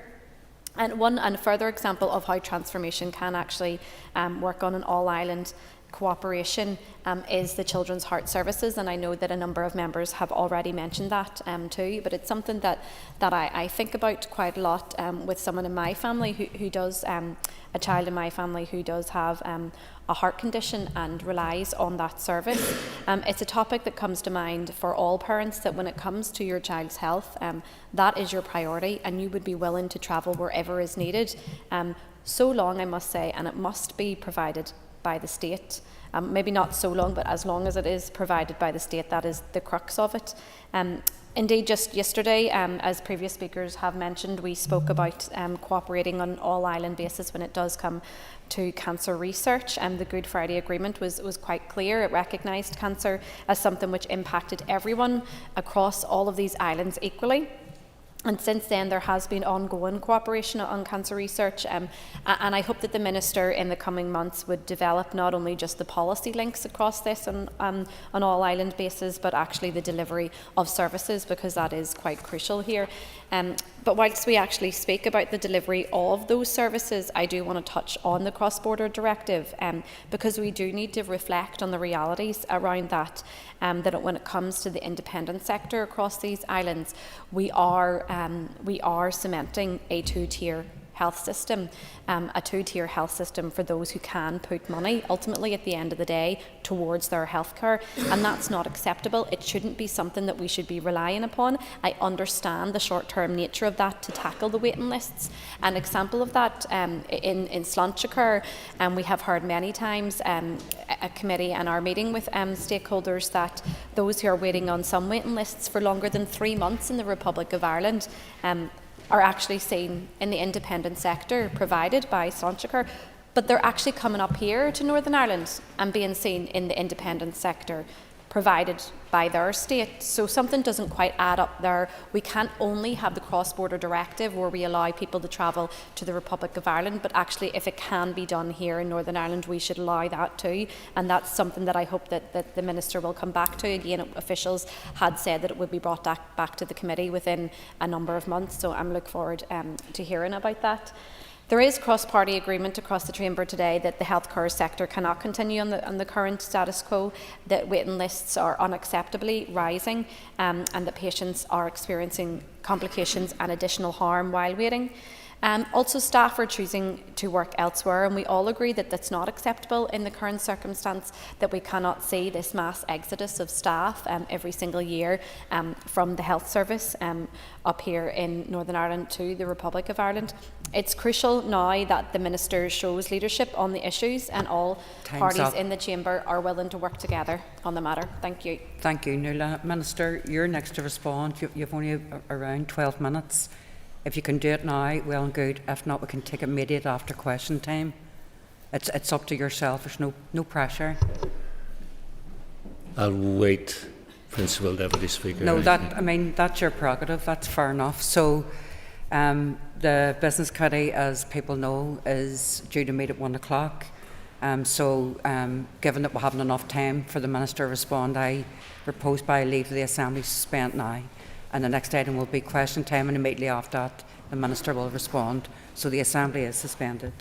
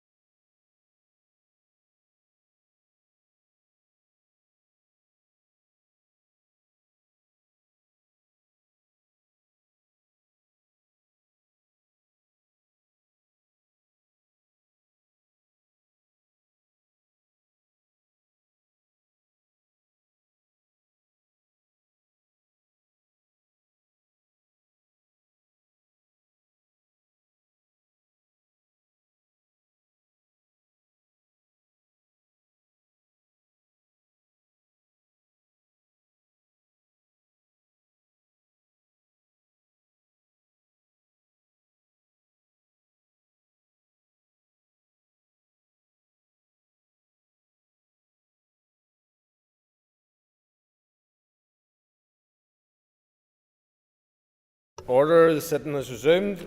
It's now time for questions to the Minister for Communities, and I call John Blair. Mr. Speaker, question number 1. Minister. Thank you, Mr. Speaker. I am committed to ensuring the vitality and viability of our rural areas, and I'm committed to addressing rural housing need. And one of my key priorities as Minister is the delivery of social housing. The delivery of social housing in rural areas presents significant challenges and often requires different solutions to those which apply in urban areas. And in an effort to address these issues, the Housing Executive, through its Rural Action Plan, has shown its commitment to help address need and sustain local communities. Within rural locations, the Housing Executive carry out housing needs tests to determine if there is a hidden housing demand not evident from the waiting list, and they listen to requests from local elected representatives and community representatives. To assist housing associations in areas where it is difficult to secure sites, the Housing Association also carries out site identification studies. This involves examining all underdeveloped lands within a settlement and seeks to identify potential sites for future development of social housing. Group, which includes representatives from my department, the Department of Agriculture, Environment and Rural Affairs, the Housing Executive and Land and Property Services. The overall aim of the steering group will be to explore the barriers to rural housing development and develop a plan to address them. These barriers include land, grant, need, infrastructure and planning. Minister, for that reply. Can I ask, in addition to that then, if the Minister can outline how he is ensuring, or perhaps working with others to ensure, that social houses planned for rural areas will be energy efficient? Minister. Well, Mr. Speaker, this is obviously something that is important to me, because I also have responsibility for anti-poverty and the fuel poverty issues, which really go hand in hand. So I think that it is important that we make sure that all of our homes are energy efficient, whether they are in urban areas or whether they are in rural areas, and we need to make sure that we can have those homes more energy efficient. Not only does that help us meet our climate change targets, but more importantly, it helps people stay warm, and it helps people keep more of their own money. Melissa McHugh. Can the Minister outline whether he or the Department Steering Group have yet received an update from the Housing Executive in respect of the findings from the recent study, which ran until the 31st of March of this year by researchers from the University of Liverpool and UCL regarding the consistent missing of rural housing targets, and if not, when he expects to receive this information? So the research paper, I think, that the member refers to, I have been due to get at the end of June. I haven't received that yet. He is right, however, to highlight the fact that there have been significant difficulties in terms of reaching the targets that have been set out. Those targets have not been met in quite a few years. For the information that I have, going back over the last 5 years, those have not been met at all. That is an issue of concern and something that we need to address. Deborah Erskine. Mr. Speaker, and I thank the Minister for his answer so far. The Minister, will be no surprise, I'm very interested obviously in the rural area and the housing need, and the Minister did reference about hidden demand and the issues that there are surrounding that. He did reference about stakeholders and the engagement that he has taken as Minister in relation to that. Can the Minister advise what steps he is taking to identify hidden demand, specifically in rural areas? Minister. Yes, Mr. Speaker, and a lot comes as a surprise that the member is raising this issue with me again. She frequently raises the need for more housing in rural areas, in particular Fermanagh and South Tyrone, and she is right to highlight the issues around hidden demand, which are more prevalent in rural areas. And in order for us to help identify and address this, the Housing Executive carry out housing needs tests in selected rural areas every year, and each test is tailored to suit the designated area, and that can involve community meetings, engagement with the local primary school, and a public information event. Housing Executive will also promote the test on social media and engage with community representatives and local politicians to ensure the information reaches people who are in need of a home. And through these tests, the Housing Executive will work with rural communities to promote their range of housing services and encourage those in need of a home to come forward and to register on our waiting list. If the member does have a particular area which she believes that needs to be highlighted, I would of course encourage her to contact the Housing Executive in relation to that. Thank you, Mr. Speaker. Minister, can I ask what engagement there is between your department and the Department for Infrastructure around the lack of capacity at NI Water, which is actually causing paralysis of development in many areas, including social housing? Minister. Well, Mr. Speaker, the member is right to raise the issues of infrastructure, and I have no doubt that this will come up again during question time, because it is one of the biggest drags that we have in terms of us being able to progress with the building that we want to see. All of this will be part of the draft housing supply strategy, and I have committed to working with executive colleagues to make sure that we get commitment and buy-in from other ministers, including the Minister for Infrastructure, to make sure that those issues are addressed. Wastewater is an issue, planning is another issue as well, and if those issues are not resolved satisfactorily, it's going to make the house building targets that we have even more difficult to achieve, and not just in rural areas but right across Northern Ireland. Ferguson. Speaker, question 2. Minister. Thank you, Mr. Speaker. As I said at a Communities Committee meeting in April and at the All-Party Group on Homelessness in May, I am reviewing the housing supply strategy. I will take it forward as quickly as possible, and I'm working on that now. I've also been working closely with my officials to update the strategy to ensure that it remains accurate and aligns with current policy. Doing this has emphasised that addressing the issues impacting housing supply is outside of the gift of any one department. We do need to make sure that we have a collaborative approach across the executive to deliver the houses that are so badly required. This needs to be a whole executive strategy, so I've written to my ministerial colleagues in the departments of Finance, Health, Infrastructure and Economy, because these departments have a key strategic remit and I need them to buy into it. So I plan to meet with them in the coming time. I've got my first meeting organised with the Minister of Finance to seek their support for the approach set out in the strategy and their commitment to deliver the necessary actions to make the transformational change that is required. And once this work is finished, I'll bring a finalised strategy to the Executive for its consideration and approval as quickly as I can. I want this to be a priority for the Executive, and I want the funds in place to back that up. Ms Ferguson. Thank you, Minister, for your answer thus far. We do recognise, obviously, and I think everyone in the Assembly, that just 15 million that's been allocated to new build social homes will allow up to 400 new build social starts in 2024-25, and obviously welcome. I know you met with a number of housing associations last week. That's a reduction of well over 1,000 homes, and that's not where we need to be. And obviously I welcome the update that you have given in relation to your liaison with all government departments. So where would you say we are at in relation to housing being a priority in the programme for government? Minister. Well, first of all, I would say that it has been disappointing over the last number of weeks with budget allocations. And I accept that I don't think any minister in any department is happy with the budget that they have received.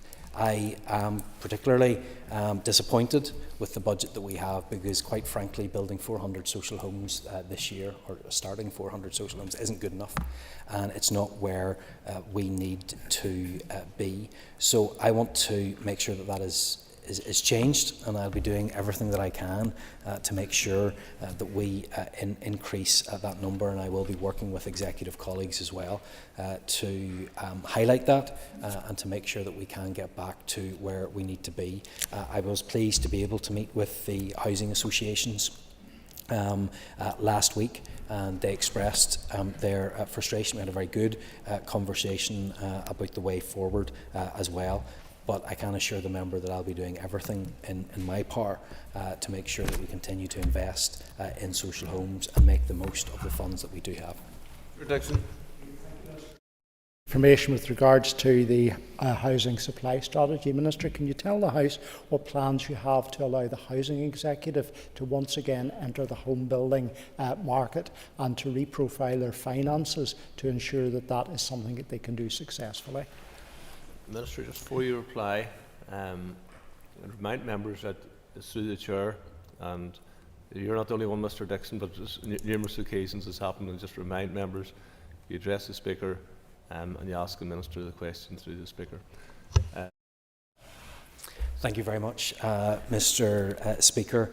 When I first came into office, this was one of the first things that I raised with officials, because we're not in a good enough place right now in terms of housing.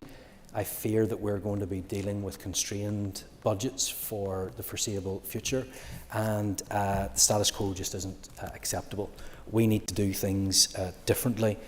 There are a number of options which we are currently exploring. There was a very useful innovation lab last week as well, and I look forward to getting a full readout from that. However, I don't believe there are many game changers really in this place, but I think one of the biggest game changers that we can have for Northern Ireland is seeing the transformation of the Housing Executive in regards to its borrowing powers. That's good for two reasons. First of all, being able to build more social homes, but also being able to renovate or refurbish social homes as well, because I think that we are at this point in time in the very real danger of allowing some of our existing stock to simply not become inhabitable anymore. So I absolutely want to see that change. I have been pressing executive colleagues. Obviously, this will require engagement with the Treasury, and it's not appropriate for other government departments outside the Department of Finance to do that. But in discussions with executive colleagues, I believe there's cross-party support to see this change, because ultimately it will allow us to build more homes, and it will allow us to make a real change and difference in people's lives, and that's what we should be here to do. Mark Durkan. Mr Speaker, did the Minister, or has the Minister, made it clear to the Finance Minister and executive colleagues in no uncertain terms the impact that this budget would have on his departments to deliver, in particular, social housing? Minister. Yes, Mr Speaker, in my engagement with the Finance Minister prior to the budget being set, and in conversations with ministers, I did make clear the impact that this would have. I'm not sure if we gave an exact number in terms of the impact that it would have on house building, but it was always very clear that a constrained capital budget would impact on house building, when the majority of my capital budget is, and always has been, spent on building houses. Look, I understand there were pressures in every single department. I would have liked to have had more. We have to work together. We have to do the best that we have with what we have, but it outlines the need for us to make sure we get that fair funding agreement with the Treasury. In the meantime, I'm going to do the best that I can with what I have, and also look at those new and those novel options that may be available to us in order for us to increase the supply of housing. David Brooks. Thank you, Mr. Question 3. Mr. Speaker, the Northern Ireland Football Fund, formerly called the Sub-Regional Stadia Programme, will provide investment for football at all levels. I want to roll out the first funding awards as quickly as possible. However, it's important that the funding is dispersed in a fair and transparent manner. Therefore, my officials are finalising plans for my approval, and I plan to make further announcements later this year. Mr. Brooks. Thank you, Mr. Speaker, and clubs in my constituency are thankful for the work the Minister is doing in this area and this commitment. But with the growth of football, and particularly the women's game and inclusion football, demand in East Belfast is certainly outstripping supply, and there are many clubs that would be keen to speak and engage with the Minister. Can I ask him if he would soon join me to visit Dundell FC and Shorts FC in particular? Minister. Yes, Mr. Speaker, I'm more than happy to meet with the member in his constituency. He's already had me down there to visit a club or two already, and I'm certainly happy to do that again. He highlights an important issue, which is the lack of provision that is being experienced in East Belfast, but unfortunately that is not unique to East Belfast. It's very much the case in East Antrim as well. In fact, I know of many examples of young people who are actually being turned away from playing simply because there is not the capacity there at current clubs with the pitches that they have. So it is important for me that those performance clubs get the support that they need, but it's also really important that we make a difference in terms of grassroots provision as well. And I say that because it has an impact. It has an impact on people's health, their mental health, their physical health, their well-being. And I actually believe that sport and participation in sport can go a long way in ensuring that we have happier and healthier citizens in Northern Ireland. There is clearly a need that has been demonstrated in East Belfast, as there will be in many other constituencies, and we stand ready to help, and I look forward to accepting the member's invitation. Liz Gibbons. Thank the Minister for his answer so far, and I think the recent announcement of this funding is very, very welcome. In my own constituency of Newry, you mentioned East Antrim and East Belfast, but we have an extremely dire facilities, and I think that's something that's raised regularly.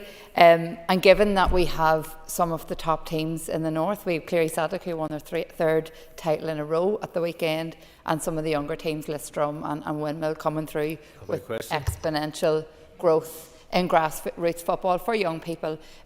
So I'd ask the Minister, would he give a commitment to work very closely with Newry Morning Down Council to upgrade and provide the facilities that the teams across my area desperately need, but more importantly they deserve? Minister. Well, first of all, Mr. Speaker, we put on the record, I'm sure every constituency right across Northern Ireland have fantastic football clubs that do fantastic work. I'm sure that they are all in need of resource. She mentions her own constituency and makes an important point in relation to the councils. In many cases, councils have been essential partners in some of the development that we've seen take place so far, and I believe under the Northern Ireland Football Fund that will also be the case. I think it is important that councils work very closely together with the department in order to deliver. The point that is worth making is that when it comes to applications to this fund, this is not about a pass or a fail.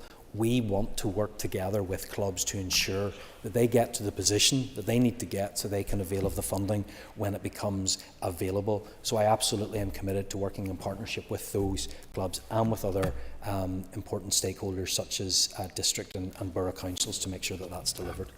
Come on, Egan. I was wondering if you could please elaborate on the criteria that you will use to allocate further funding. Thank you. Well, Mr. Speaker, the criteria is still being finalised. I hope that the member will have listened to my speech the day that I gave it at Windsor Park. Unfortunately, it may have been overshadowed somewhat by an announcement that the Prime Minister had made, but we will be setting out a number of criteria against which clubs will be scored. So they will need to make a number of commitments. First of all, there will be a monetary commitment that will need to be made. We need to make sure that they're in a position where they can be financially viable as well. There's no point building something that they're not able to maintain. They will need to demonstrate a commitment to how it's going to improve their community, how they'll get more young people involved, how they can get more women involved, to make sure that there's disability provision as well. All of those are going to be factors that are taken into consideration. But again, I would emphasise the point that I'd made previously, is that we want to work with clubs. We're not trying to catch anybody out. We're not trying to make sure that people can't avail of that. We will help them through the process so that they can indicate how their application will make a difference, how it will fulfil a need, and how it will improve the community overall. I hope you weren't as wet as the Prime Minister. Tom Elliott. Mr. Speaker, and I welcome the Minister's announcement as chairman of a local club into local football. Could I ask the Minister, the business case projects and funding that was announced on the 2nd of October 2023, what stage they're at, because they seem to be allocated to senior clubs? Minister.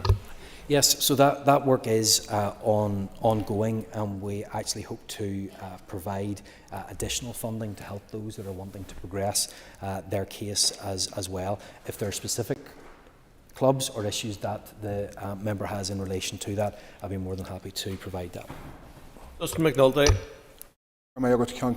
Minister, it's crunch time, it's do or die, it's high noon on proceeding with the Casement Park project so it'll be ready for Euro 2028.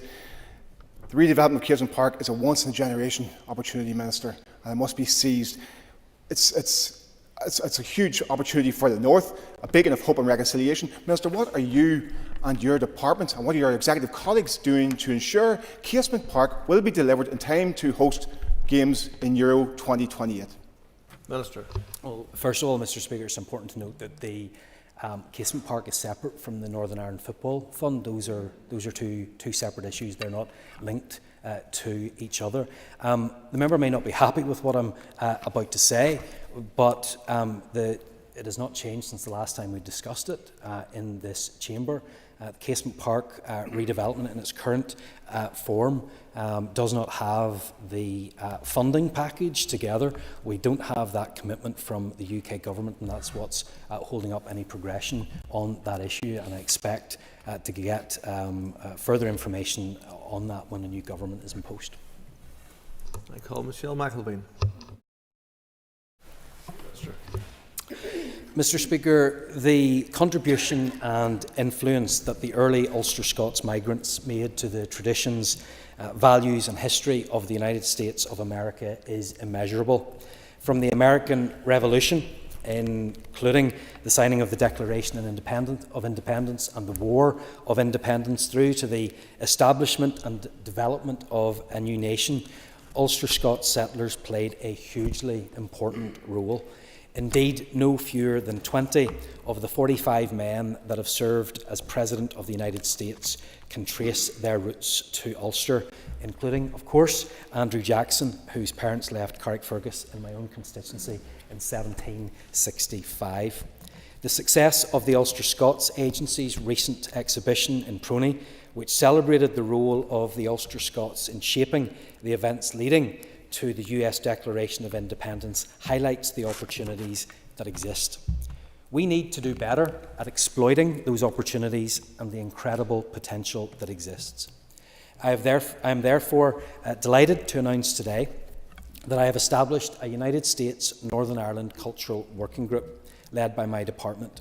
The group involves key agencies here and in the United States, including the Northern Ireland Bureau, the Ulster Scots Agency, Plenary, Tourism Northern Ireland and Tourism Ireland.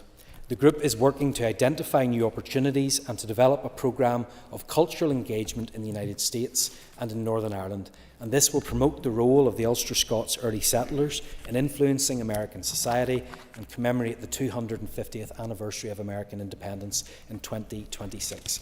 I'm excited about the opportunities that exist to develop a greater understanding of the Ulster Scots links with the United States and to build new partnerships to achieve cultural, social and economic objectives. Ms McElveen. Thank you, Mr. Speaker, and I'd like to thank the Minister for his response and obviously to welcome his announcement. Can I ask the Minister if he would consider working with local councils which have well-established links, particularly through sister cities? The relationships are already in place there and within the United States, and I give an example of Belfast and Nashville. And can I also encourage the Minister and his officials to meet with and discuss his proposals with the Ulster Scots Community Network, which is the representative body for the Ulster Scots community in Northern Ireland?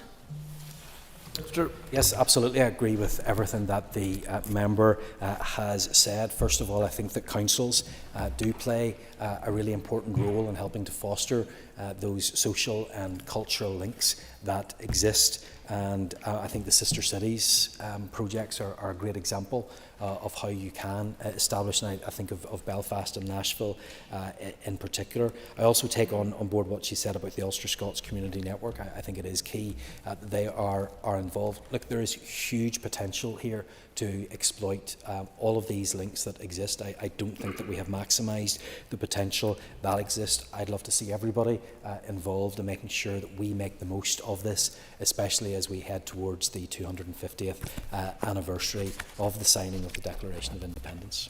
Shannon Holland. Mr. Speaker, and thank you to the Minister for his answers so far. I would agree that we haven't tapped the full potential of the Ulster Scots culture and linguistic community here. Would the Minister agree that we maybe, before we look externally, we also need to fully recognise the potential here and maybe look at some initiatives to promote both the Irish and Ulster Scots cultural and language initiatives together and promote inclusivity of all languages in Northern Ireland? Minister. Well, first of all, I don't think this is just a language issue. This goes into heritage and history and culture as well.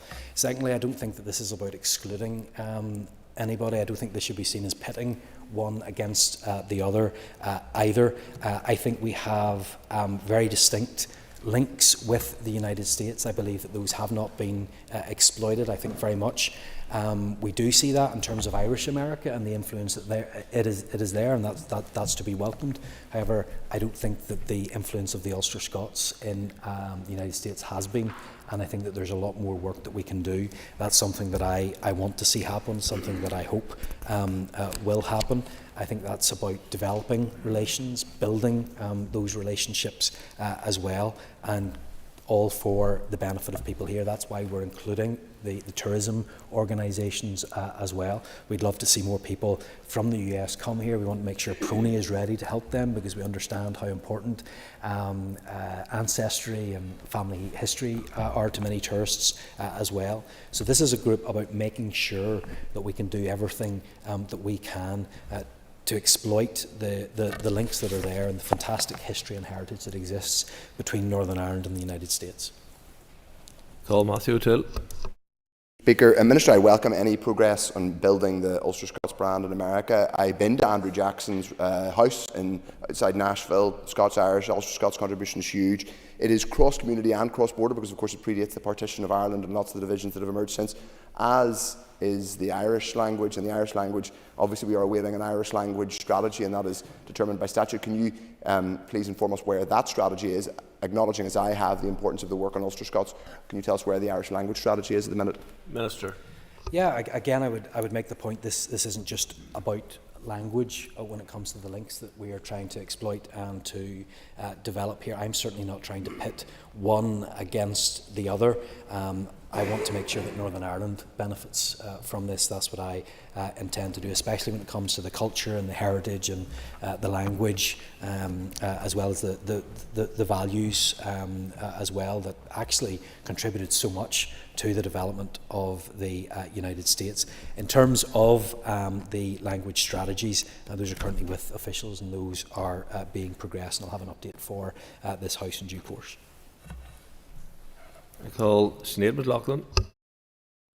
5. Mr. Speaker, we have an immediate issue with the use of non-standard temporary accommodation. It's not good for families. They need the security of their own homes, and it is very, very expensive. There are far too many households in temporary accommodation, almost 5,000, and on any night there are between 400 to 500 in hotels and B&Bs. The average stay in temporary accommodation is now over 34 weeks. That's children not near their schools, people away from families and support networks. Those are people that are unable to get to work. The Housing Executive assures me that the use of non-standard accommodation is only out of necessity and is due to unprecedented demand. The Housing Executive has made clear that it is committed to reducing the use of non-standard accommodation. It has, for example, initiated a housing solutions task and finish group to look for alternative and more financially sustainable options. I have asked the Housing Executive to focus on this work and to provide me with monthly updates on the use of temporary accommodation, and I can assure the member and indeed the rest of this House that I'll do all that I can to get this issue under control. Minister, non-standard temporary accommodation has risen by over 500% in my constituency, and I have a real particular distressing issue were one of my constituents. She's a young woman. She has just had a caesarean section and she has been returned to a hotel bedroom and she has got another toddler.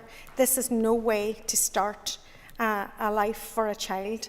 Can you look into this particular matter and see if we can get her out of that temporary accommodation now? It is really, really affecting her mental health and well-being and that of her 2 children. Minister, you have about 10 seconds. Mr Speaker, temporary accommodation isn't suitable for any family, especially the circumstance that she is describing to me. If she'd like to meet with me afterwards or contact my office, I'll make sure that we look into that and see what it is that we might be able to do. That concludes that batch of questions to the Minister. We now move to topical questions, and first question has been withdrawn, and I call Mr. Harvey. Thank you, Mr. Speaker. Can the Minister advise what level of support has been given to grassroots sports over the last 3 financial years?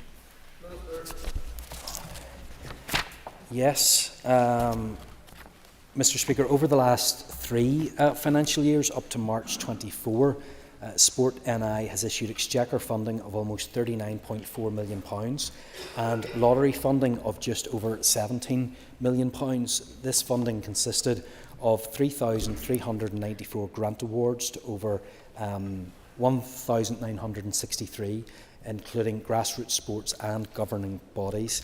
In 23-24, Sport NI invested £7.1 million of national lottery funding to 37 sports governing bodies. This figure will increase to almost £8 million this year, and in 23-24, Sport NI awarded just over 1.37 million of capital funding to improve sports facilities, including those which will benefit grassroots clubs. In terms of funding paid in that year, by way of comparison, I can advise that the Irish Football Association received 500,000, Ulster GAA 440,000, Ulster Rugby 450,000, Golf 264,000 and Tennis 52,000.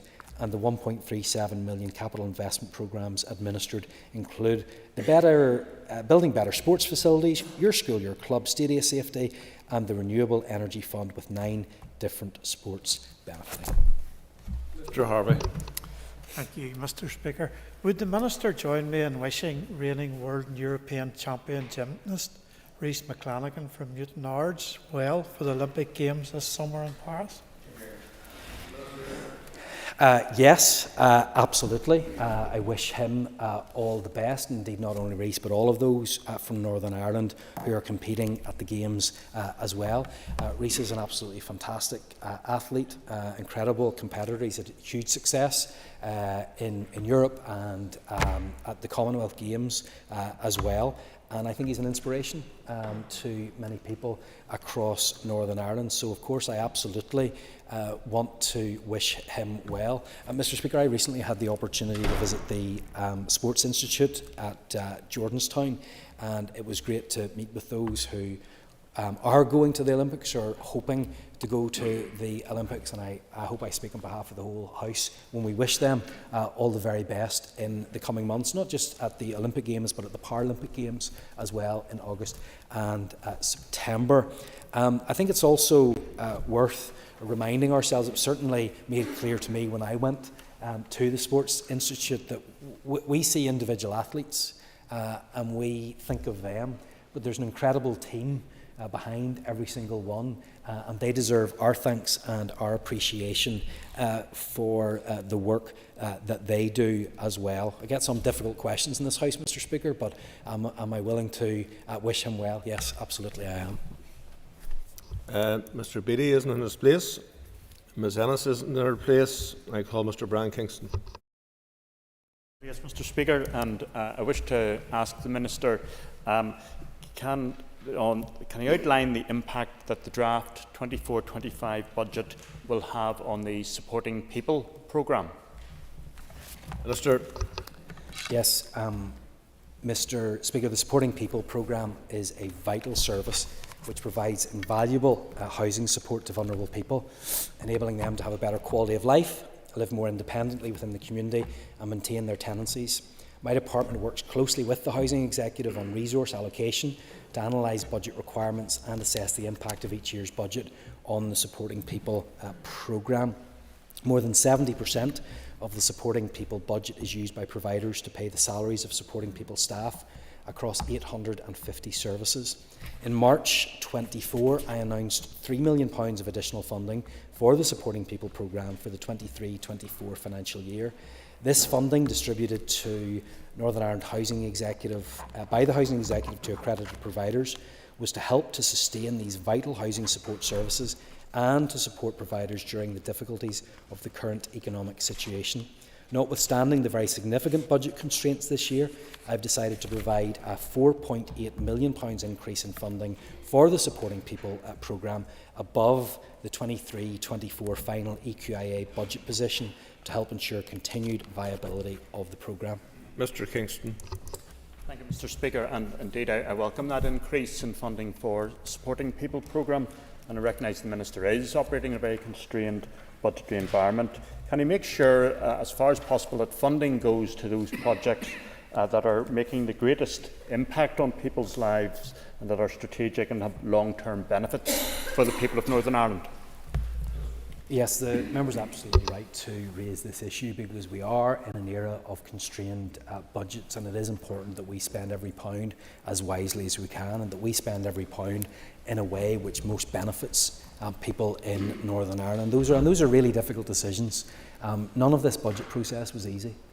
We have many good programmes that deliver for people right across Northern Ireland, and it was a very difficult budgetary process. However, I did decide to increase the funding available for Supporting People because it does make a real impact. It does change lives, and if that money was not made available, I would simply be pushing problems onto other departments. I would be impacting even greater on the Department of Health and, in many cases, the Department of Justice as well. And so that's the approach that I'm taking to the spending of public funds, making sure that they go to where it makes the greatest difference. Now, I know that there will be others that are not happy with some of the outcomes. There's an awful lot of difficulty that we're going to face, but we will need to make sure that, as the member has set out, we spend money where it can most make the difference. Andrew McMurray.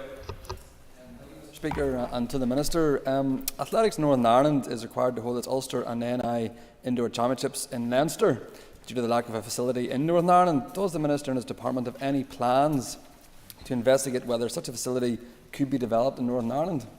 Minister. Well, Mr Speaker, although this is not something that has come across my desk to date, I'd be more than happy to get additional information or to meet with the member to discuss this further. But yes,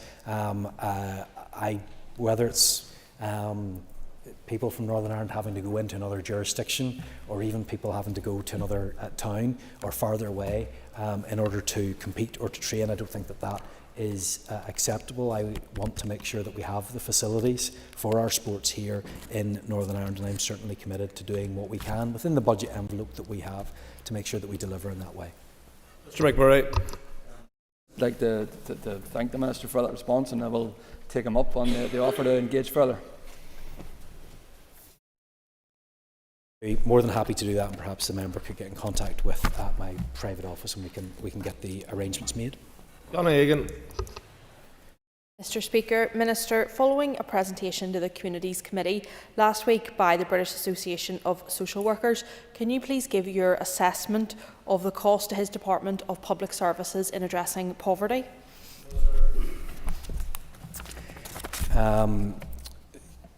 Mr Speaker, poverty has costs both to the individual and society as a whole. Research shows clear evidence that poverty affects a child's start in life. It increases the risk of poor health and well-being, below average educational outcomes, and can impact development in a child's early years. It's equally clear that intervening early to address the issues faced by those suffering socio-economic disadvantage will have long-term positive impact on those individuals, potentially freeing resources for use elsewhere. So I'm determined to deliver an executive anti-poverty strategy that helps children and young people to get the best possible start in life, and that they have the opportunity to live in safe, stable homes, to have a good education and get a good job. And these are issues that can only be tackled by collective action by our executive, and I want to make sure that as an executive we have alignment of approach, and a focus on prevention and early intervention will be essential. Ms. Egan. Thank you, Minister. Would you agree that in order to better address this issue, we should have an executive-wide audit of the cost of poverty in our public services, especially given the current situation we're in with our public finances? Sure. Well, Mr. Speaker, that's certainly an important part of the work that we do within the Department for Communities. Monitoring the impact of our work is very importantly, and we want to make sure that we have robust data whenever it comes to measuring the impact of the Executive's anti-poverty strategy in the short, medium and the longer terms as well. So to support the development of the anti-poverty strategy, departmental officials have conducted a number of research projects as part of DFC's Economic and Social Research Programme, and the research has shown that there are many factors identified across literature that increase the risk of falling into poverty, and many have been found to stem from early years, with multiple childhood factors heavily affecting the risk of poverty in the future. So that data is important. We have it to an extent within this department, but certainly I believe it's an interesting idea to make sure that we have that across the executive, because it is important that we're able to define exactly what the problem is, understand how we fix that, and then measure that against the targets that we set, and having that data would be important. Dr. Aiken. Thank you. Minister, can you join with me in welcoming the fact that Daniel Hill and the Whiffen boys of swimmers from the Great Larne swimming team have been selected for the Olympics? Not a difficult question, especially when there is a constituency link, so the member will not be surprised to hear that I do not disagree with him. Of course, I absolutely want to congratulate them and look forward to seeing further success. In fact, I believe that I'll be meeting with them very, very soon. Mr. John. Thank you very much indeed. Minister, one of the issues we have with promoting excellence in swimming across Northern Ireland is the lack of facilities. And we have real difficulties with a 50-metre pool that, for some particular reason, seems to get stuck in the permanently down position. Could we be in a position, Minister, where your officials could look at how we can ensure that, at least in Northern Ireland, we have the facilities to support our Olympians going forward? Mr. Yes. Thank you very much, Mr. Speaker. I'm grateful to the member for his question. I think it highlights a number of issues. First of all, the need for us to make sure that we are investing in sport in Northern Ireland. We have already highlighted the importance of grassroots sport. That needs to continue, but I also think that there is a responsibility on us to make sure that there are the appropriate facilities there to ensure that we can help our elite athletes as well. I'm disappointed to hear that this continues to be an issue, and it's not fair, and it harms the potential that some of our athletes have if they do not have the proper training facilities. And you've identified the need in swimming, but I've also been informed elsewhere of problems where there haven't been sometimes the physical facilities and sometimes the coaching capacity there as well to make the most of the potential that some of our athletes have.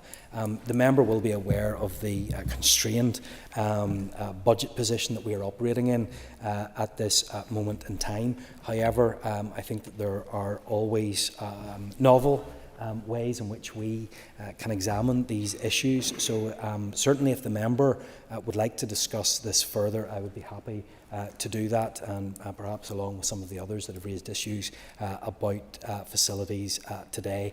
And if I have forgotten anybody that is competing at the Olympics, we obviously want to wish them all the very best as well, and we look forward to many medals being brought home in the coming weeks. Andy Allen. Minister, I was contacted when this place was down by a number of constituents who were affected by social sector size criteria, and those are crucial and important mitigations that we provide. But in this particular case, it was whereby the payment for social sector size criteria was paid in error and then was recovered from their landlord, and they had no recourse to challenge to have this payment that was made in error set aside. Can the Minister advise, and I'm aware that his officials are aware, when this workaround will be brought forward? Minister. Well, I'm grateful to the member for raising this issue. It's not something that I have been made aware of, and unfortunately this does happen from time to time. We will have people that sometimes through fraud and sometimes through error find themselves in a position of having to repay. That is something that we are trying to limit, and I know a number of questions have been asked in relation to carers allowance in particular. But on the specific issue that the member raises, I'm more than happy to look into that and to see what can be done or what workaround can be put in place, because it's completely unacceptable if somebody has been affected in that way and they're not being reimbursed, but someone else is being reimbursed on their behalf, and then that is not being passed on. So, look, I'm more than happy, Mr. Speaker, to engage with the member and to see what it is that we can put in place to make sure that this issue can be resolved. The time for members' questions has elapsed, and we now move to the previous motion on health. And if members will take their ease for a moment whilst we change the chair.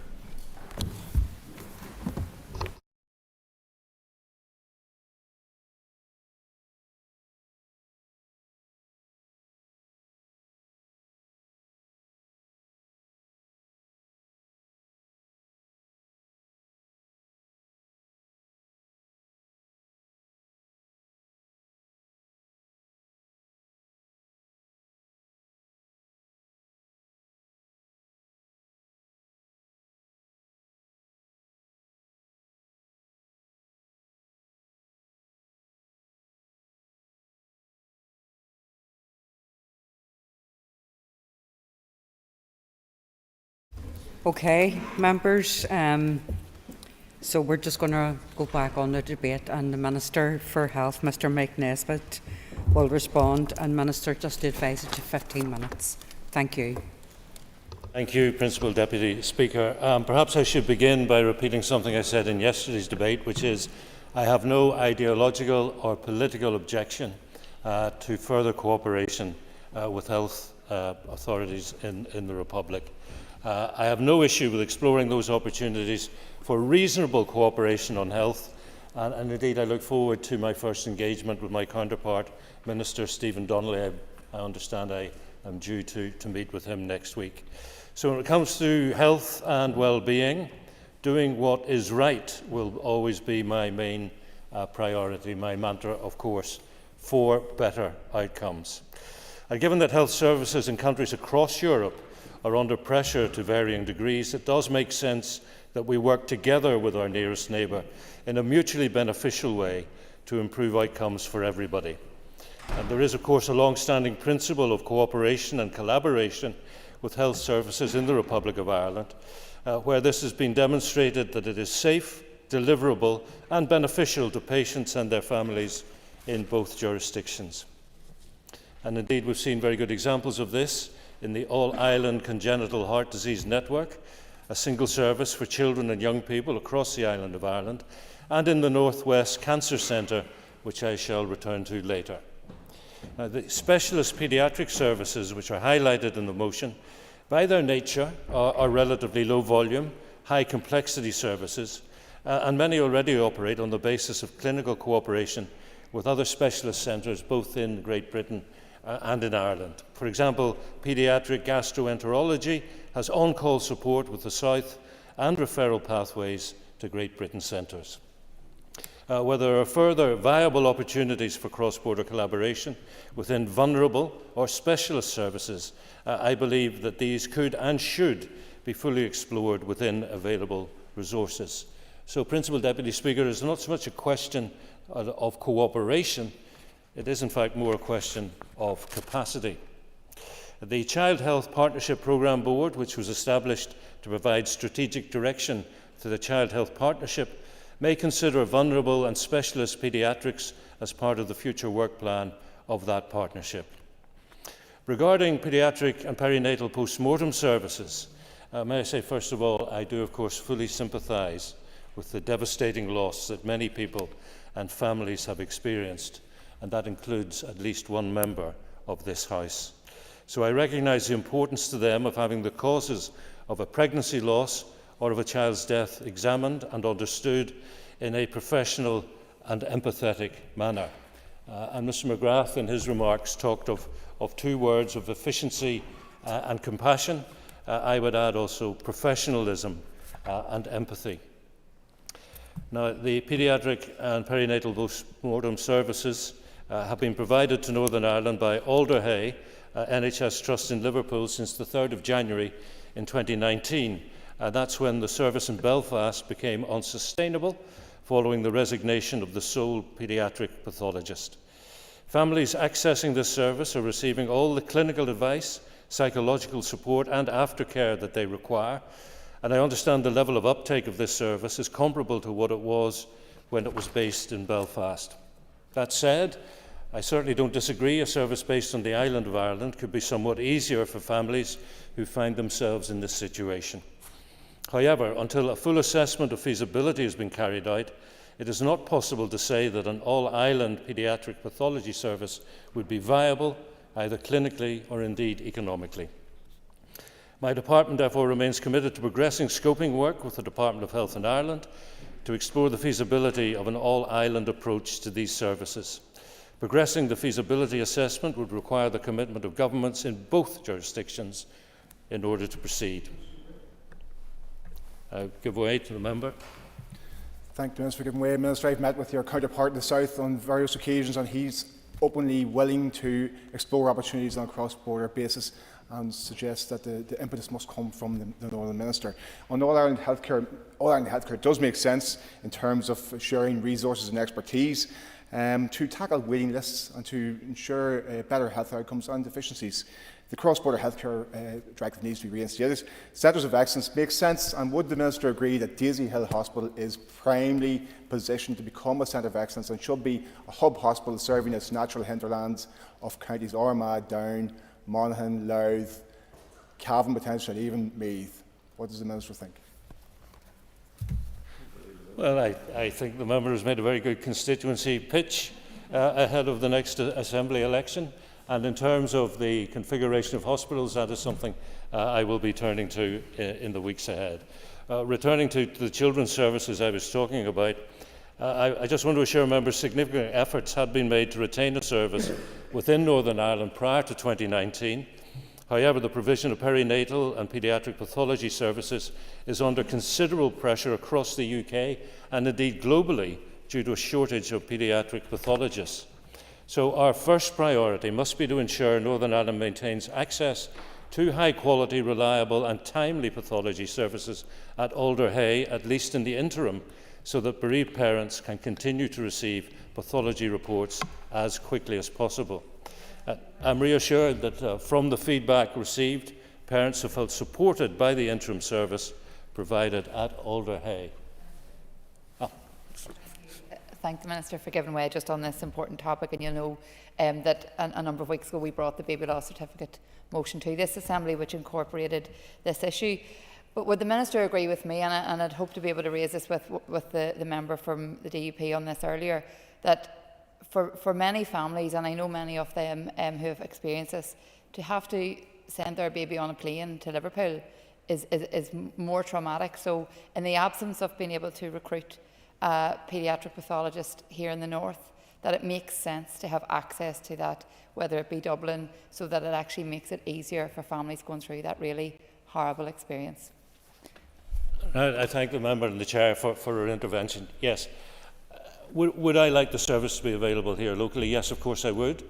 Is it currently possible to do that? No, it is not. So what are the best alternatives? And the chair makes a compelling point about not having to get on a plane and fly. And so the scoping exercise will be conducted. Mr. Robinson made some points about the unacceptability of the service not being available in Northern Ireland. I would like to assure him that I've taken advice from the Belfast Health and Social Care Trust, and indeed it appears there is a move nationally to centralise services which is not the direction of travel the member wants to see, centralising into fewer centres, and that's because of the international shortage in pathologists with specialist interest in paediatrics. So Alder Hey is one of these new centres. There are currently no trainees in the pipeline, and any internationally recruited post holders are likely to go to these national centres. And I remind a member the service was stopped because of retirement. I would also suggest, Principal Deputy Speaker, that this perhaps is one of the sort of jobs that people should not do for life. So, for example, when I was on the policing board, there were police officers whose job was to look through extensive, large files of images of child abuse and child sexual abuse. That's not something any individual should be doing for a 30 or 40-year career, and I think that is part of the problem with paediatric pathology services. Mr. Robinson, by the way, also talked about the budget, and I have to gently say to him, there was no mention in his remarks about assessed need. And the Minister for Finance was very successful in arguing with Treasury that our block grant should not be based on population, but on need. And yet it seems when we come to the health budget, need is forgotten. It is a big quantum, but it is there for a reason. Earlier, Principal Deputy Speaker, I mentioned the North West Cancer Centre based in Gelvin. It serves the whole of the northwest corner of the island, but it's not the only example of such cross-border cooperation in cancer care.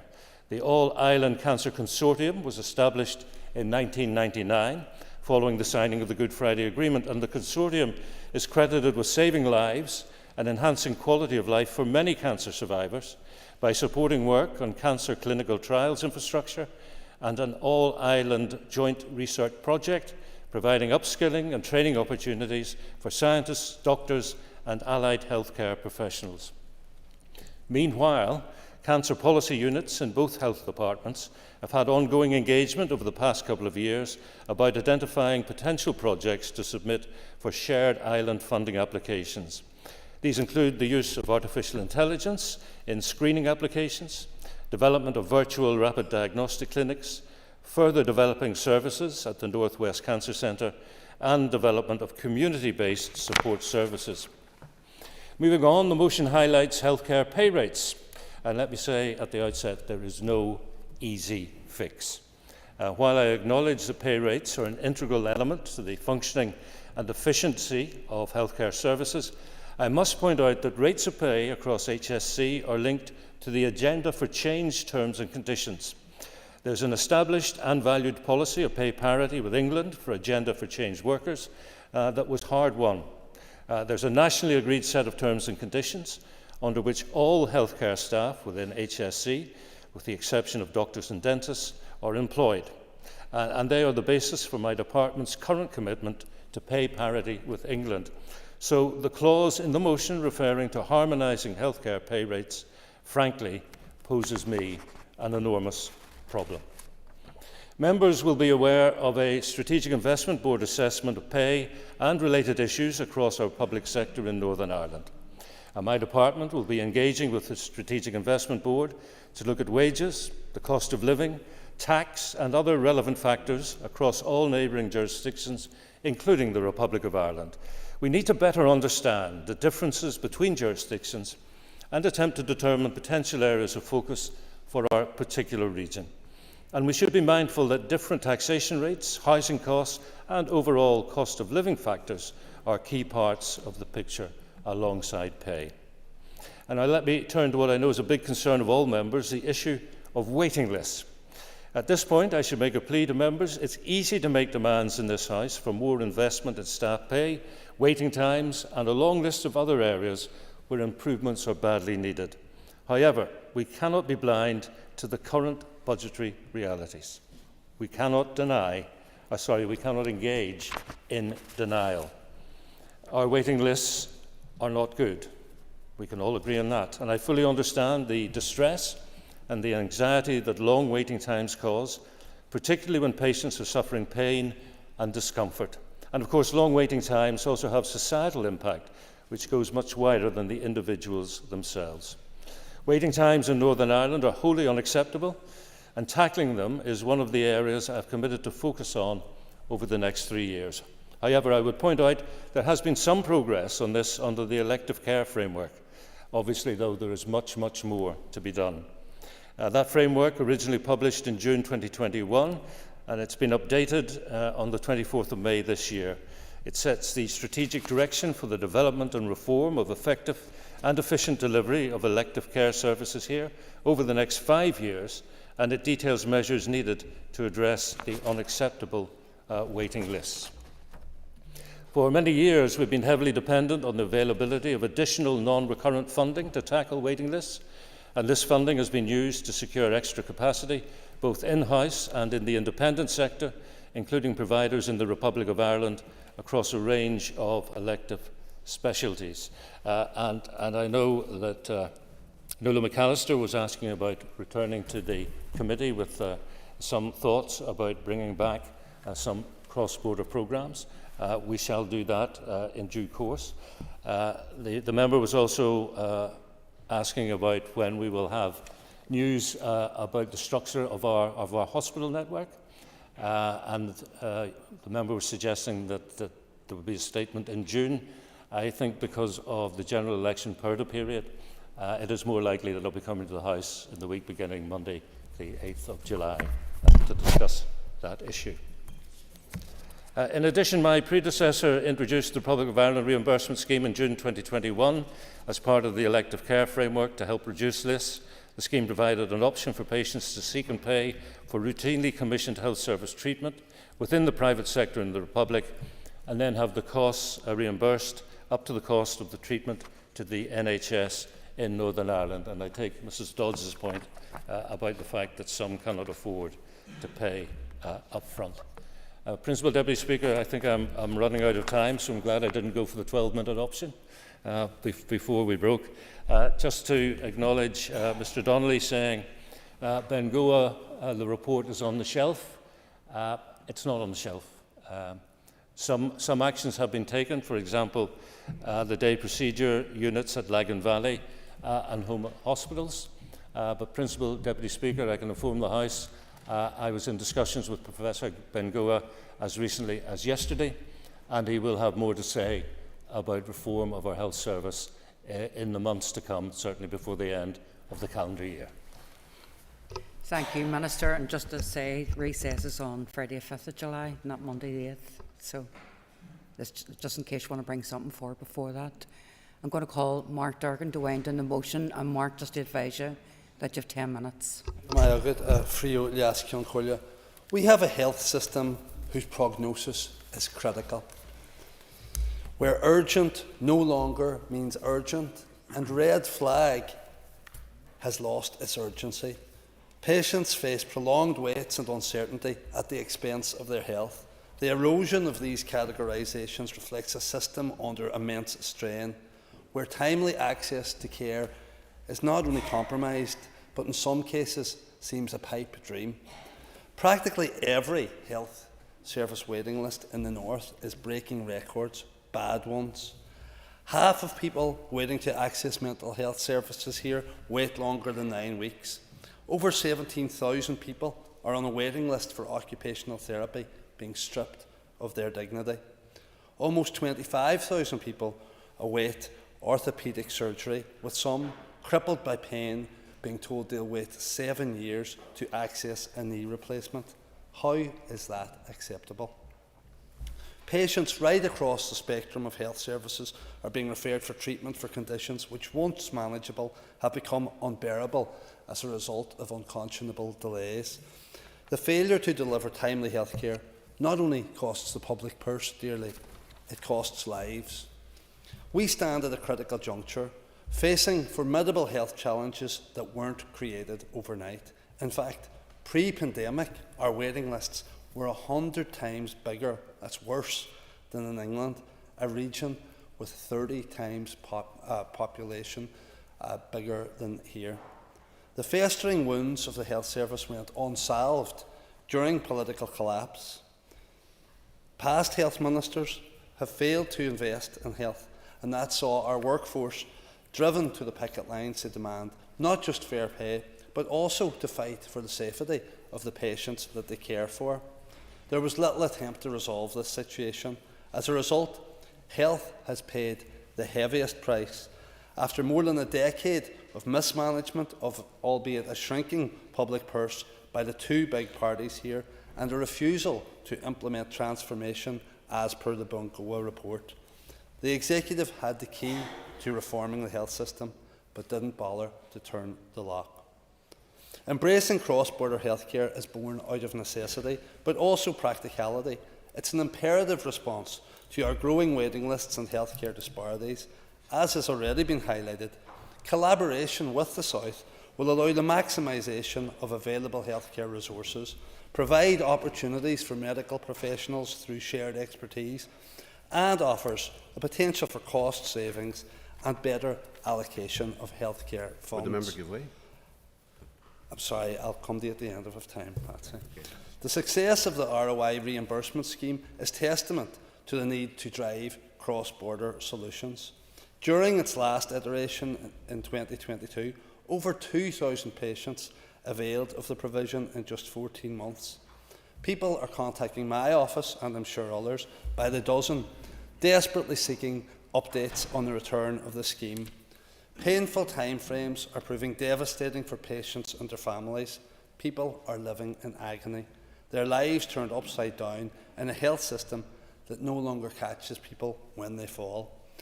Patients are turning to their credit union books, or dipping into their life savings, or even worse, borrowing money off God knows who and God knows where to access healthcare.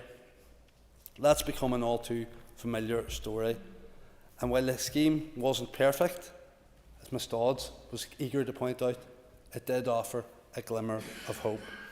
The current system is ridiculous. We have patients actually crisscrossing the border on a weekly basis in their busloads for procedures in the north, such as cataract surgeries. Meanwhile, patients here can't access the same treatment in a timely manner.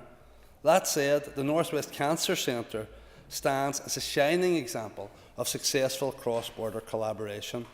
Its success underscores the power of partnership and regional cooperation in delivering specialised healthcare services where they are needed most. And I'm conscious that it was the Speaker who was Health Minister at that time, as he often reminds us. But sadly, the pragmatism and vision that he demonstrated in that role seems to be lacking in his colleagues today. Despite state-of-the-art cancer services in the North West, widening health inequalities have hit hard in this highly deprived region. The fact that a child in Derry has a life expectancy 11 to 15 years less than a child in a more affluent area is harrowing. The expected lifespan of a man in Derry is lower than one in countries like Lebanon and Cuba, according to research conducted by the Department of Health. The state of health here isn't like Beirut, it's worse. It's incredible in a place as small as Northern Ireland that there are such disparities across and within council areas. The largest inequality gap within the Western Trust and other trust areas was in terms of deaths due to drug misuse. We see the impact of drug misuse and addiction, the bereaved parents whose lives have been shattered, the individuals feeling that they've nowhere else to turn. The escalation, both in severity and volume of cases, is heartbreaking. At the moment, there are far too many vulnerable people falling through the gaps of addiction and mental health support services, and many cross the permeable border on a daily basis. It's no coincidence that drug-related deaths have trebled in a decade. It's a direct consequence of Tory austerity and of failed leadership here.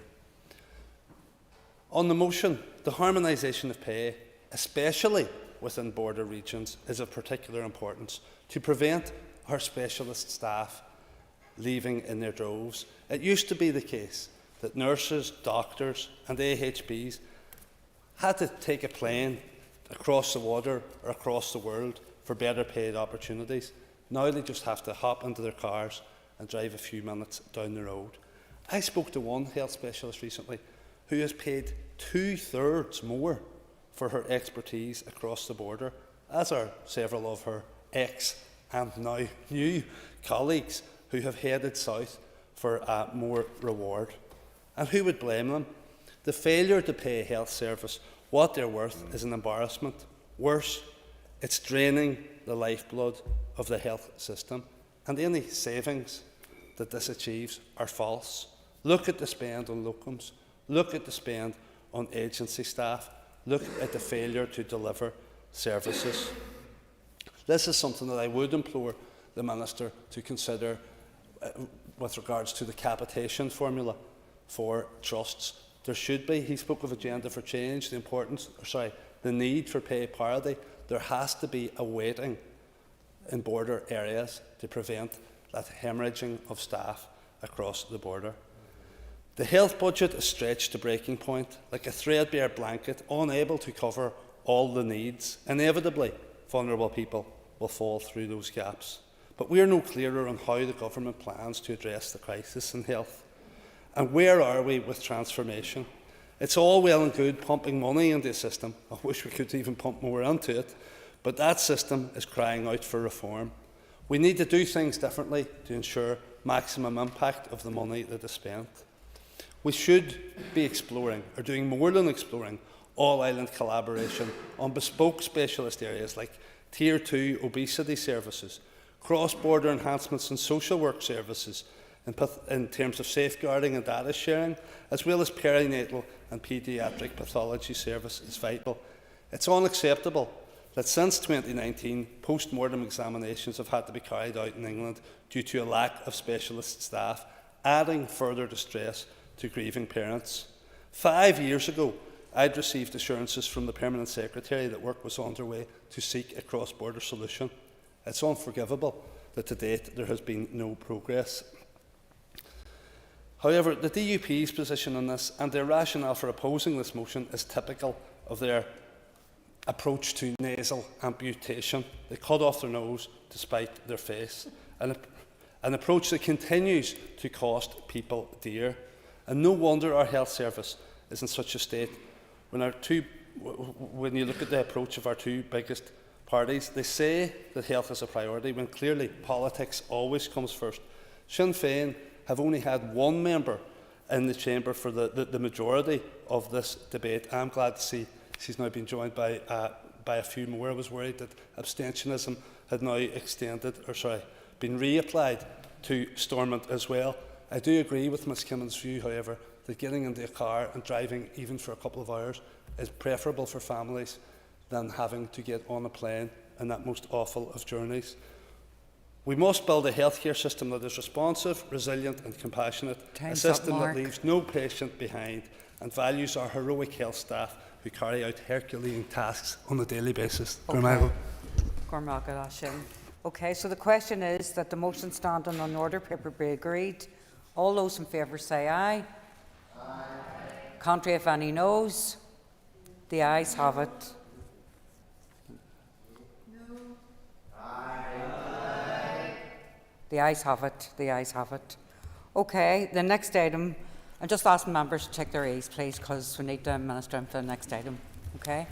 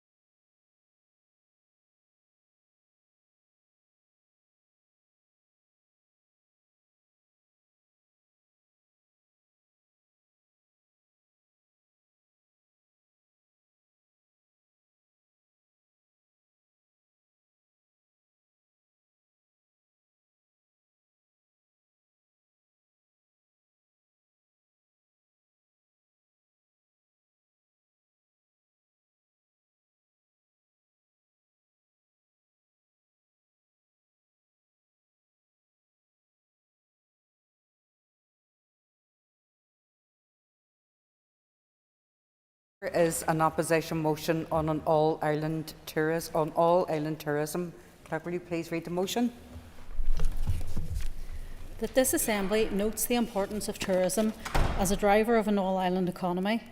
Further notes that the biggest port of entry for Northern Ireland visitors remains Dublin Airport.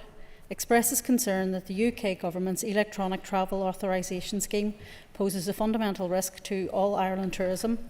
Calls on the Minister for the Economy to work with the Irish Government to link the Wild Atlantic Way with the Causeway Coastal Route, promote Derry as a destination city, linking both jurisdictions, and include counties Armagh and Down in Ireland's ancient east, and further calls on the Minister for the Economy to work with the First Minister and Deputy First Minister to formulate an agreed executive position against the UK Government's electronic travel authorisation scheme, and to report to the Assembly on the progress of these issues no later than September 2024. Thank you. And I call Sinead McLaughlin to move the motion on behalf of the opposition. So moved.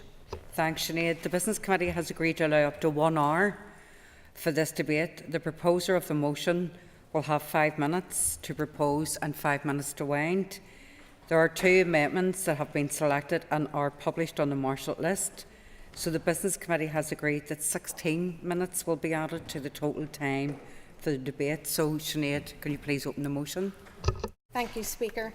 I'm pleased to propose the motion today on all-Ireland tourism. For the last 26 years, tourism has driven higher employment, productivity and better well-being for so many people. In 2019, the sector contributed to over £1 billion of revenue, and prior to the pandemic, employed almost 71,000 people in the region, an increase of 9% since 2017. We have huge opportunity to work together as an island to build on that opportunity, including by extending the already successful brands of the Wild Atlantic Way into Northern Ireland. I have been making this case for the extension of the Wild Atlantic Way since I was elected, and importantly for the promotion of Derry as the regional capital that links our 2 jurisdictions.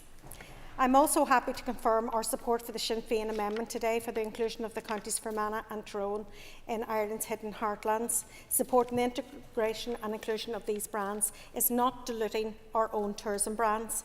Each region will continue to promote its own tourism assets, from the lakes of Fermanagh to the walls of Derry, to the glens of Antrim, to the mountains of Mourne, and many other beautiful places in between.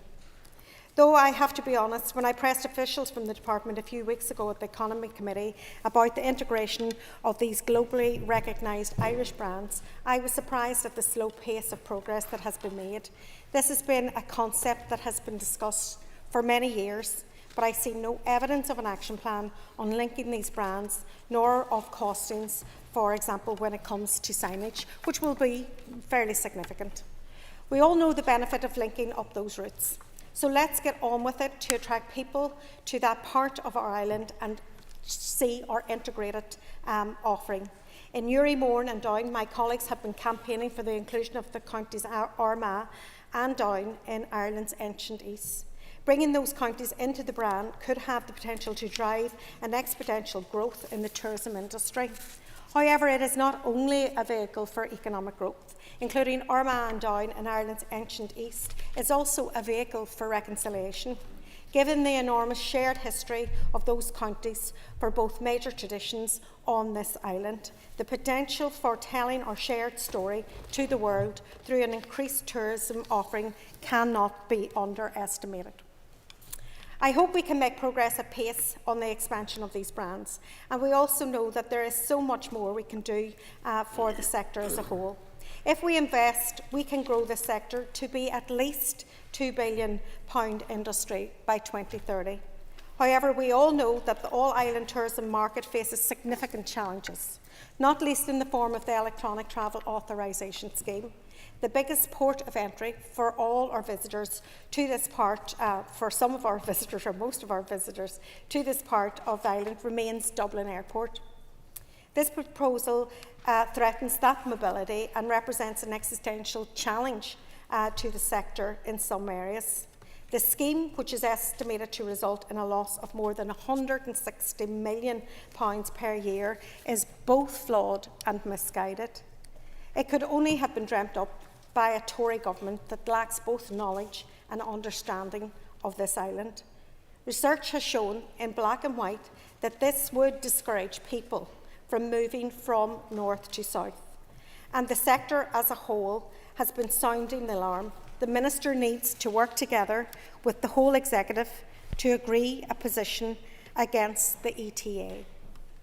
We also do not feel able to support the DUP amendment on this motion. Their amendment would be a case of snatching defeat from the jaws of victory. A time-bound exemption to the electronic travel authorisation scheme would not solve the problem, but would only lead to confusion on the part of our visitors. The full rollout of this scheme by early 2025 must be stopped, and we are asking for a statement on progress on this issue by no later than September of this year.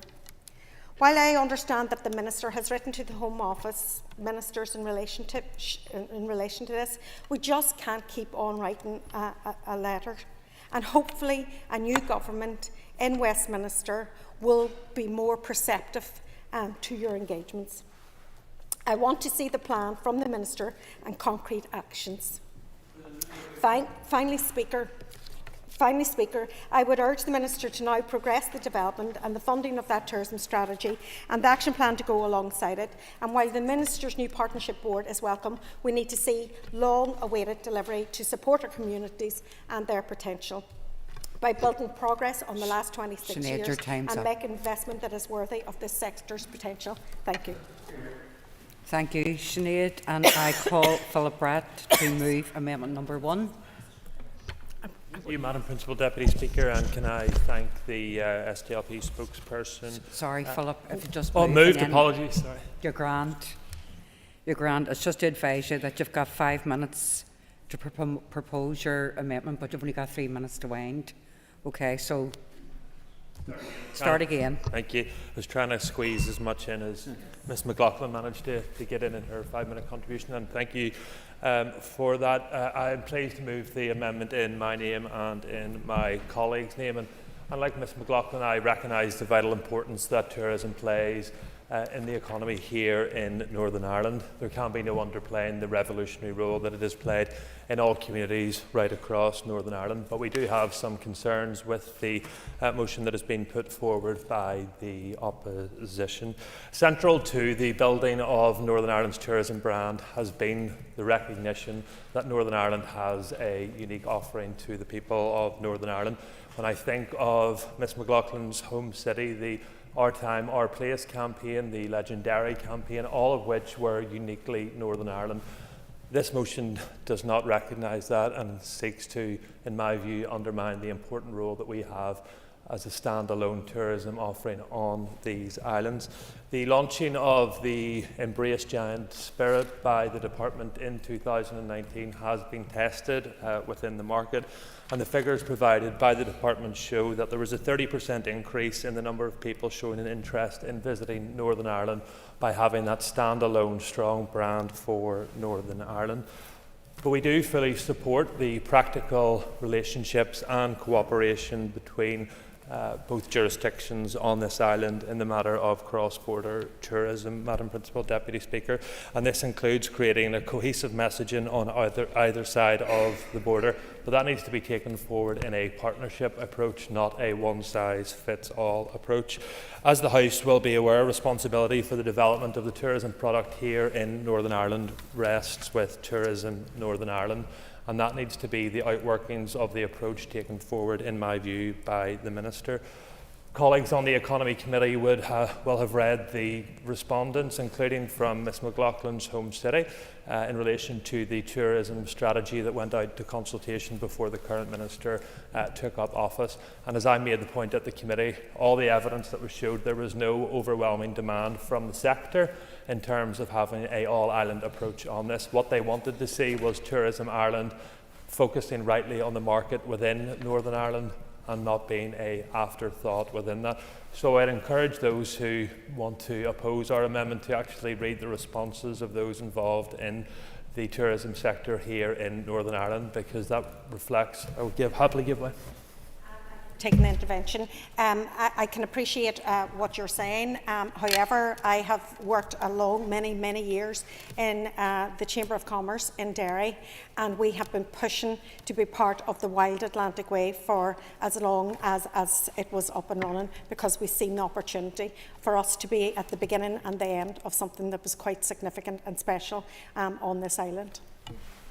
And I understand that unique case that you make, but what I'm continuing to make the point is that Northern Ireland has a great tourism brand, and any attempt to dilute that would simply undermine tourism right across Northern Ireland. Quickly turning to the ETA, Madam Principal Deputy Speaker, this is something in which parties, I think, are united on. However, there's an important thing to remember in this.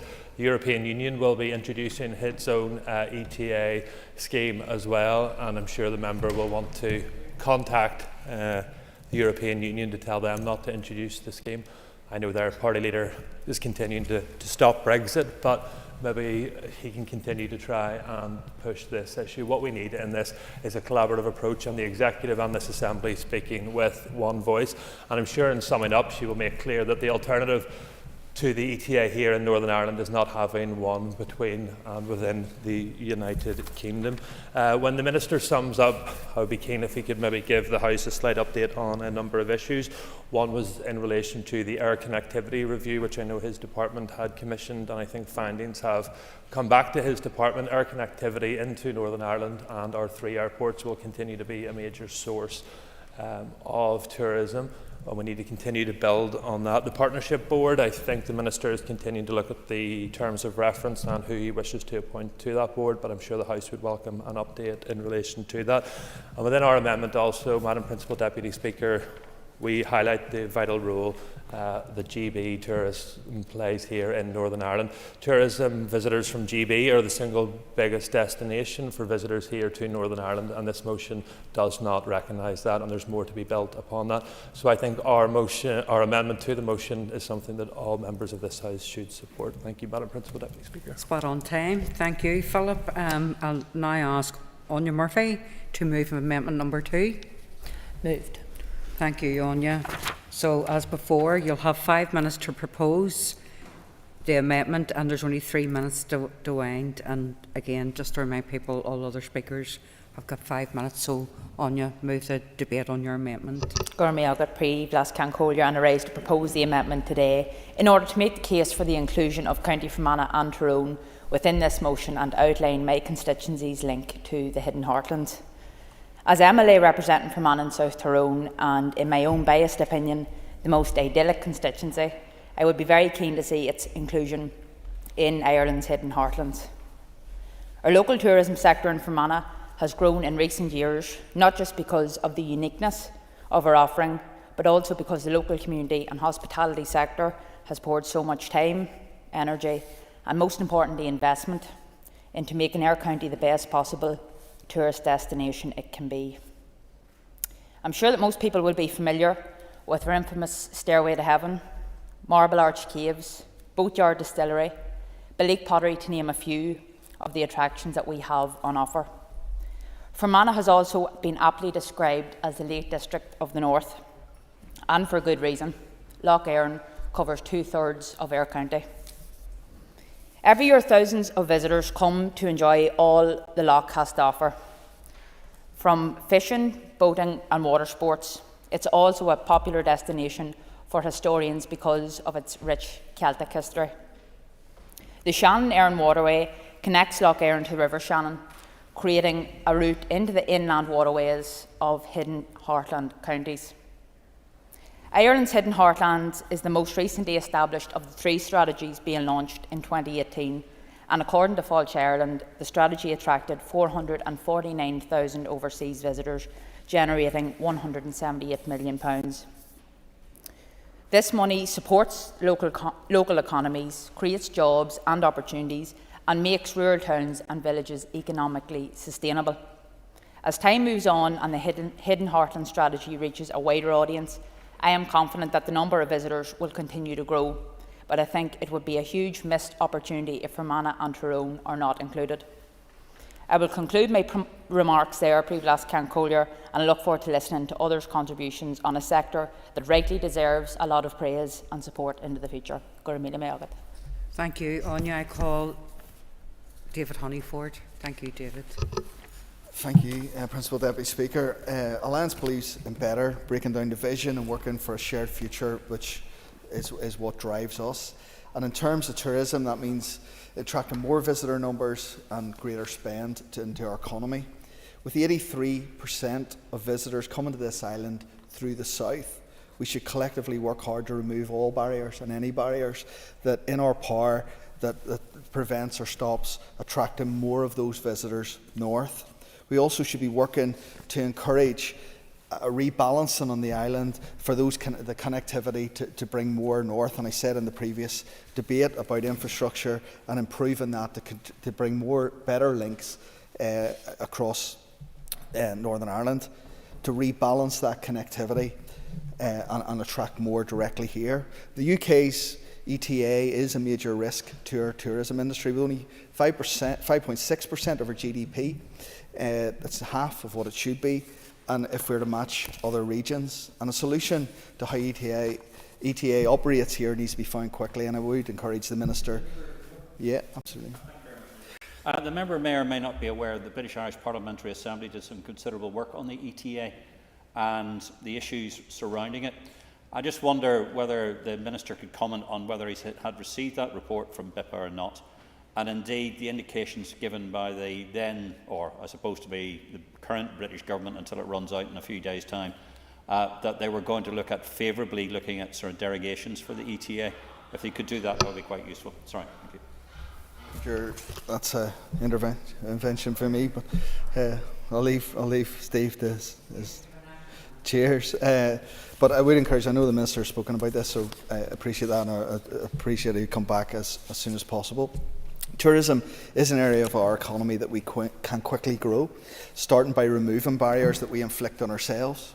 We only have to watch the TVs at the minute, and the Euros is on now. And you look at Euro 2028, we should have a Minister that's banging the door down in Downing Street to deliver that here. We have the opportunity with everything sitting for us to take and to capture, and not only the Euros in 2028, but everything that moves forward on that.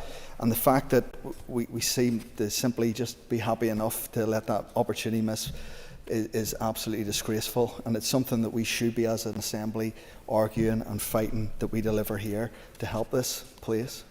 I said in the earlier debate today that it's important to repeat in the context of tourism that Alliance aspires to enhance North-South economic cooperation, bringing shared economic opportunity across the island of Ireland, while equally supporting the GP trade, which remains our biggest market. To drive economic growth, and in this case to drive tourism numbers and spend, Alliance believes we need to better connect this island, and I chatted through that earlier in the previous debate.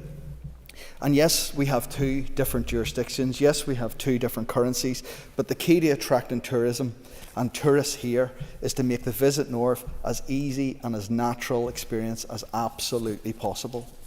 So we should be confident in ourselves and maximise our sale and encourage spend north through our attractions by putting even by removing and taking away even subtle barriers that are in the way, and we heard about that in the Economy Committee from experts last week. So the DUP motion says stuff, but Philip said something very different in this chamber, and I would disagree with him on that. But I look at what we've got to visit, because it's really special here. We've World Historic Sites, as has been mentioned, and it's a region that we live and we enjoy. Marketing on our home and our people, rather than trying to include something different to an overall campaign for international visitors, is what will attract. And we need simple, consistent branding. The DUP amendment, I think, slightly misses the point of the motion, but equally it doesn't really take away, although Philip has said something very different. But he talked about our unique branding, and I say with slight jest, but the motion actually doesn't even include our branding. It's misrepresented. So the branding is embrace a giant spirit, which I actually had to Google, but the motion just says embrace a giant. So it's not maybe as effective as easy to remember for the DUP as they've said. But when you want better, let's then follow the professionals. Give them a brief, and if any of sales executives will tell you, keep the message really simple, keep it consistent, and maximise your sale to the world. Let's keep politics out of this and work to improve our economy. Let the imagination and the people tell the story. And of course we should ensure that Northern Ireland is well included and covered and well promoted within that package. But the Wild Atlantic Way is branded and visitors come from around the world. When I think of the Wild Atlantic Way, I think of the Cliffs of Moher and I think of the Ring of Kerry and the beaches in Donegal. Each destination in their own right. And it seems crazy that offering doesn't also include the Giant's Causeway and the North Coast. And on the way you see Downhill, Portstewart, Portrush. It's just simple, consistent branding, and that's the key to international visitors. The Ancient East would include my constituency of Lagan Valley, and what's not to like? Attracting more visitors, spending in the local bars, shops, restaurants. How can you market the Ancient East but not include the Mourns around the Belfast or in Lagan Valley? We have Hillsborough Village, the Georgian Village, the only royal castle on this island. And I can't miss but mention the maze is next door, and we should be moving on with that. But selling our assets to the world and using them as an economic driver for tourism is a benefit to all. Growing that 5.6% of GDP and pushing to 10% is what we should be aiming for, and we need to get on with it. Thank you. Appreciate that, David. I call Doug Beattie. Thank you, Madam Speaker. May I start by apologising for missing topical questions for communities. My timing was just pretty shoddy. Madam Speaker, I think this is a good motion. I think it's a good amendment, and I have no issue with Sinn Féin's amendment either. In fact, it draws me back to my childhood when I used to holiday in Fermanagh with my mother and father on the lakes. So it's a good one to discuss, and we're all fortunate to live on this island, be that in Ireland or be that in Northern Ireland. We have a rich heritage, history and culture. The motion and the amendments outline some of the wonderful tourist attractions that we have, which draw people here from across the world and from across the British Isles. The Wild Atlantic Way, the Causeway Coast Routes, Londonderry, the walled Maiden City, Fermanagh and Tyrone, Hidden Heartlands, Armagh and Down, Ancient East. These are all wonderful things which makes us stand out. We have exceptional golf courses, lakes and mountains. We have the Titanic Museum, superb hospitality, food, sporting event and leisure activities. All the ingredients are there and we just need a plan. Madam Deputy Speaker, I'm going to concentrate maybe on three elements, and I hope people don't mind that I'm going to concentrate on the Northern Ireland element of it, because I think sometimes it is missed when we look at the whole, but it really is part of the whole. I was in New York visiting Tourism Ireland. I think it was just after COVID had started to ease. And I was talking to them, and they were talking about the routes between North America and Ireland reopening again, and they're vital to tourism for us. But all of those routes, I have to say, were into to the Republic of Ireland, into Ireland, and they weren't coming in to Northern Ireland.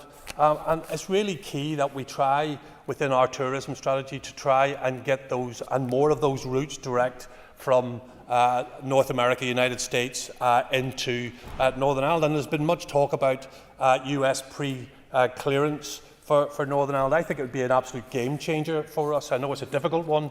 Of course, yeah. I think some colleagues know what I might be about to intervene on. Is the member aware that in the last 4 years we have spent £10 million subsidising, trying to get long-haul routes out of Belfast International, and it doesn't work? So if we've tried that, though I don't disagree with the aspiration, it would appear that it's a pretty hard thing to do, and we could maybe direct our energies elsewhere. But I acknowledge the aspiration. I'm glad you don't disagree, and I'm glad you're a person of aspiration, and I'm also a person of aspiration, so I will keep that aspiration. And I do think we should still aim to get it in. I still think that US pre-clearance would be important. The issue about the electronic travel authorisation, this is an absolute obstacle to tourism, without a shadow of a doubt. And if it was gone, that is by far the best. Not having the ETA would be the best outcome for everybody. Of course, we know that. However, having attended the Northern Ireland Chamber of Commerce mission brief, business growth brief, they outlined that this was a real issue, and they said that they think that we could, as the DUP have outlined, and this has come from the Northern Ireland Chamber of Commerce, create a 5-day waiver for movement, including tourists and tour operators, working with the Irish Government to create an Island of Ireland mobility task force. So that 5-day waiver isn't ideal, but the Northern Ireland Chamber of Commerce is saying there's a solution to the problem that's been put in front of us. So there's two issues that I think, and that's the direct flights coming in from North America and the ETA, which we need to come up with sensible solutions if we're not going to be able to get rid of it. But clearly, and I will concede to the motion that getting rid of it is the best thing to do. And the last one I'd like to raise is the issue of our hospitality sector. Because there's no point having all of these things if we don't focus on our hospitality sector. Our hospitality sector is part of the draw to get people to come to this part of the island across the whole of the island. And it will help create an economic bounce. But to fully staff the sector, we need controlled migration. That means working to reduce the minimum salary threshold from £38,000 to something that's more akin to our average wage here is £32,000. What we're basically saying is at this moment in time, those key people that we need to come and work in our hospitality sector can't come here because they can't earn £38,000. But our average wage is around 32. We're being priced out. To allow Northern Ireland to compete on an all-Ireland tourist strategy, we must provide the tools that give our hospitality tourism business a level playing field. To reduce VAT rates for hospitality and tourism to 13.5%, which is in line with what they have in Ireland, the same as the rate, provides a huge opportunity for the industry here. So it's okay to have an all-Ireland strategy, but there must be a degree of harmonisation, and reducing the VAT on the hospitality sector could help us with that harmonisation. We have to look at what's in front of us. The ETA is in front of us, and we're going to have to deal with it. And I think the DUP's amendment actually does give a solution, because that's the solution that the Northern Ireland Chamber of Commerce has given us as well, although it's not ideal. And lastly is the aspiration of direct routes from North America into Northern Ireland and US pre-clearance for leaving Northern Ireland to go to North America. They may be aspirations, but let's think big. Let's not think small. Thank you, Doug. I call Andrew McMurray.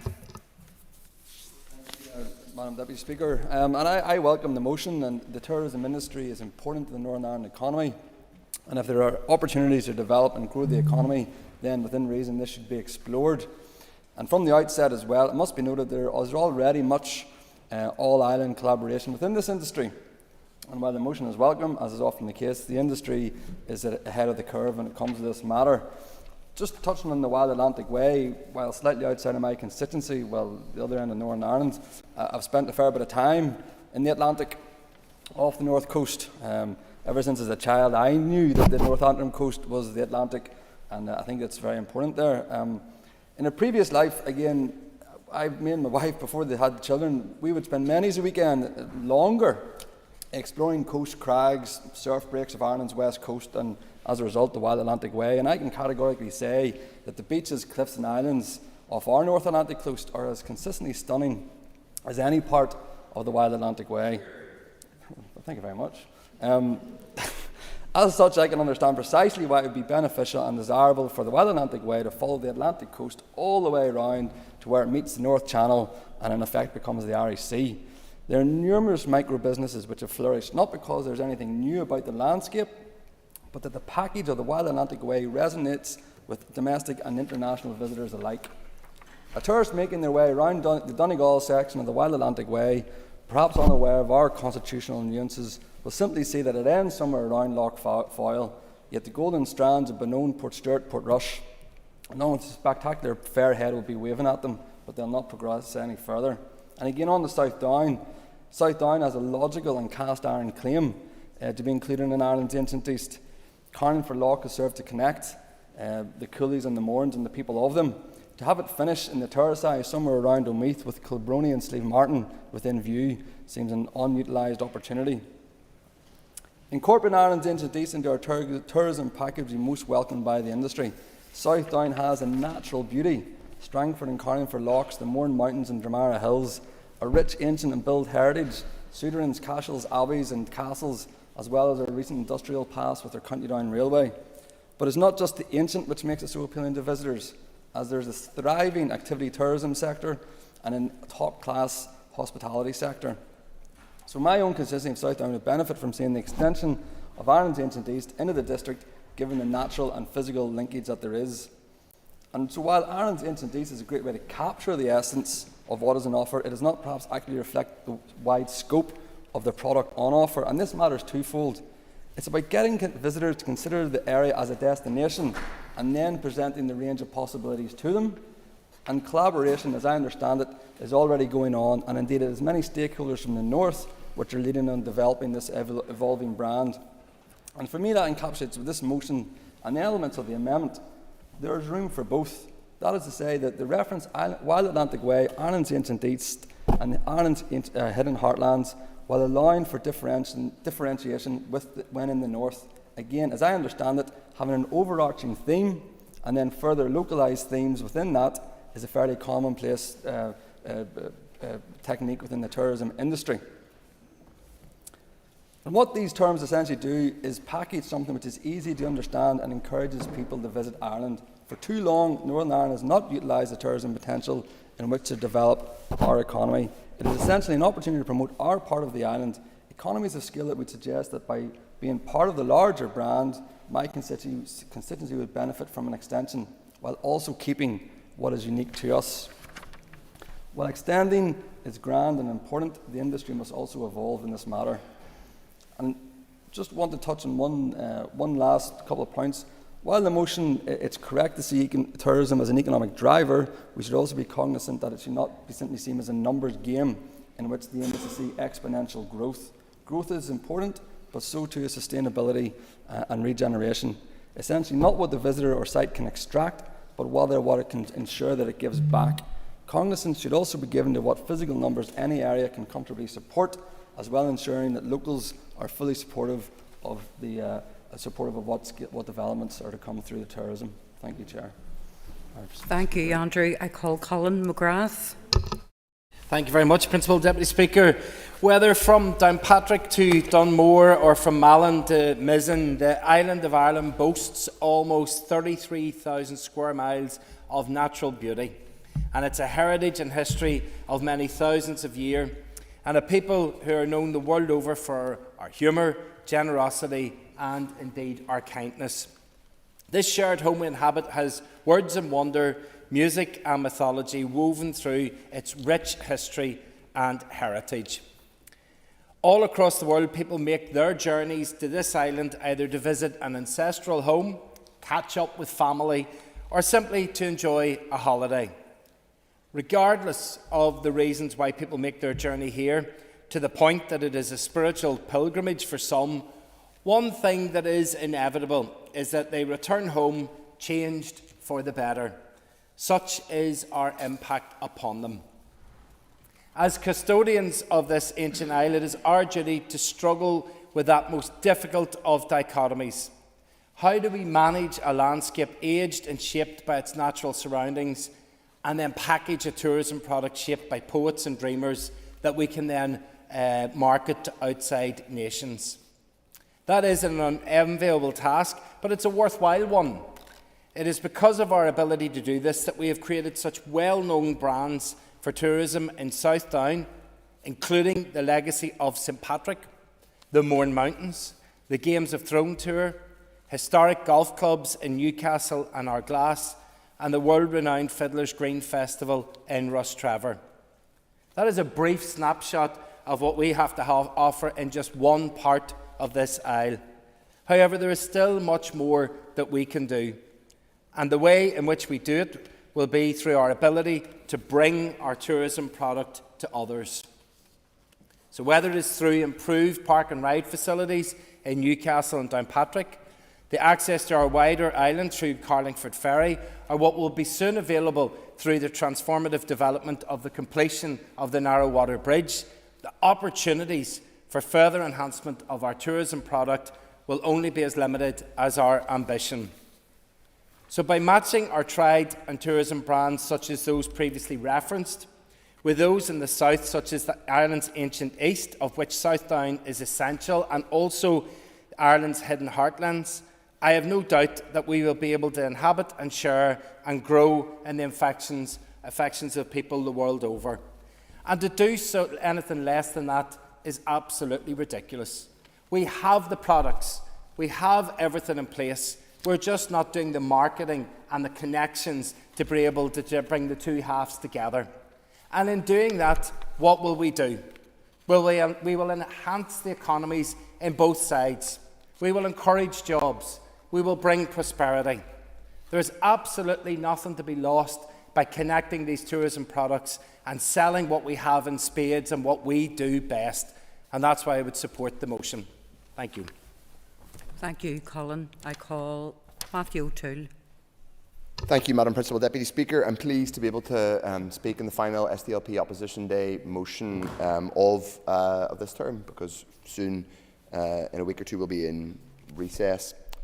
The purpose of the motion is to highlight and underpin what we share on this island and the potential to share more in a way that maximises tourism potential.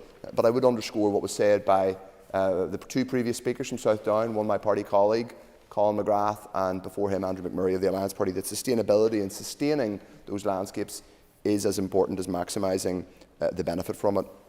It is critical that we deliver on the overdue promise of linking up the Wild Atlantic Way to the city of Derry, the ancient city of Derry, and the glorious North Coast and all that history that goes along with it, and indeed Ireland's ancient east with the rest of the east of this island. It is frankly absurd that Ireland's ancient east does not include the site of St Patrick's burial, that Ireland's ancient east does not include all of the monastic and Neolithic sites that populate that part of the island, and of course the amendment to include gorgeous places like Fermanagh in Ireland's hidden heartland is of course well intended, and we will support it. I just want to touch on a couple of comments that have been made by colleagues in the Chamber. There is much to agree with in the DUP amendment, though we are not wholly supportive of all of it. I would acknowledge that there is specific progress that has been made in terms of ameliorating the ETA, the Electronic Travel Authorisation Scheme. It is, however, important to say and to send out a message from this Assembly that we reject it outright.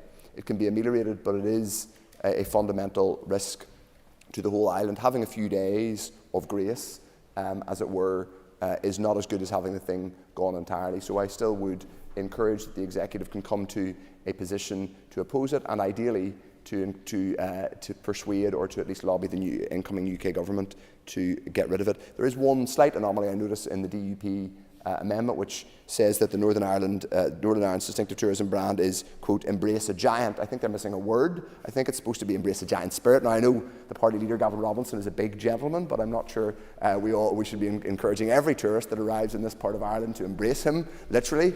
Certainly, I'm sure the voters in East Belfast will be encouraged to over the next wee while. But I digress.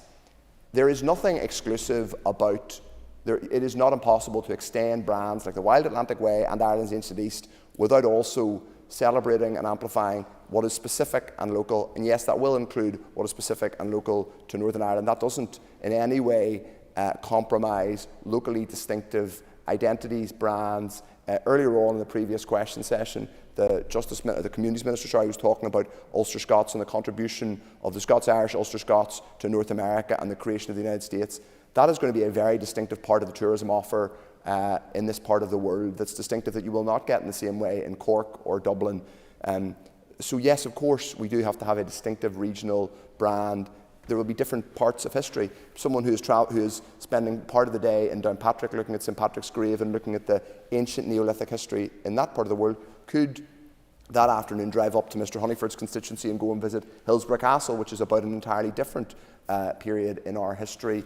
Both Anglo-Irish and indeed the modern day links with the royal family. That's plurality, that richness of this part of the world, this part of the island, and other parts of the island is something we should be celebrating. It's nothing to be afraid of, and that is what our motion is all about. Indeed, this city, this city of Belfast, is in many ways an example of that. It is the second city of this island, but it is also a city where an enlightenment happened in the 18th century. It had radical Presbyterians who set a new course for the whole island. That history is fascinating. It's something that is entirely, as it were, cross-community, cross-border, and fascinating. All of the richness of these brands and these identities are ones that we should be working to maximise the benefit of. So I'm really pleased that we've had such, I hope, a fruitful debate today. There is a clear view that we can benefit from extending these brands on a cross-border basis, that we can have a multiple plural offer to tourists who come here.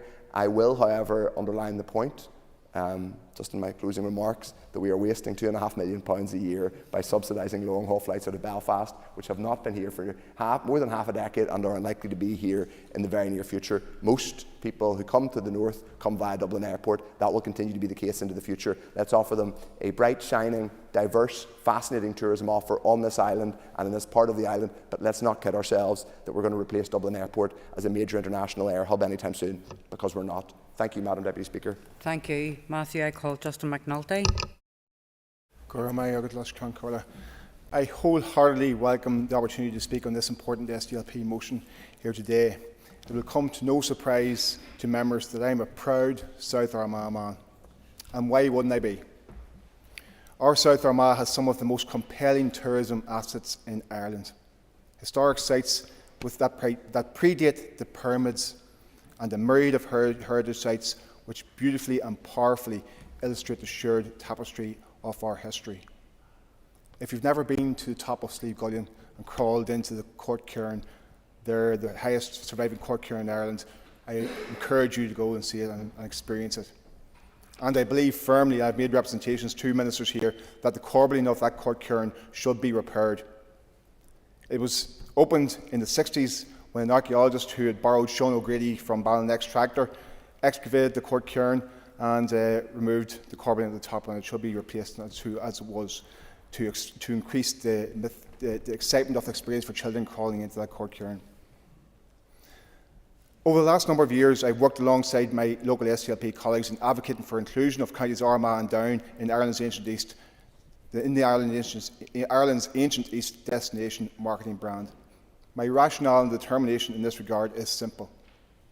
It's about harnessing the potential of the tourism product in our region, about putting a spotlight on all that we have to offer, about turning a hidden gem into the jewel of our tourism crown. That's where my focus and the focus of our party lies. The SDLP has been working with local tourism providers, statutory agencies, the Irish Government and all parties in building a strategy to significantly and sustainably boost cross-border tourism in South East Ulster.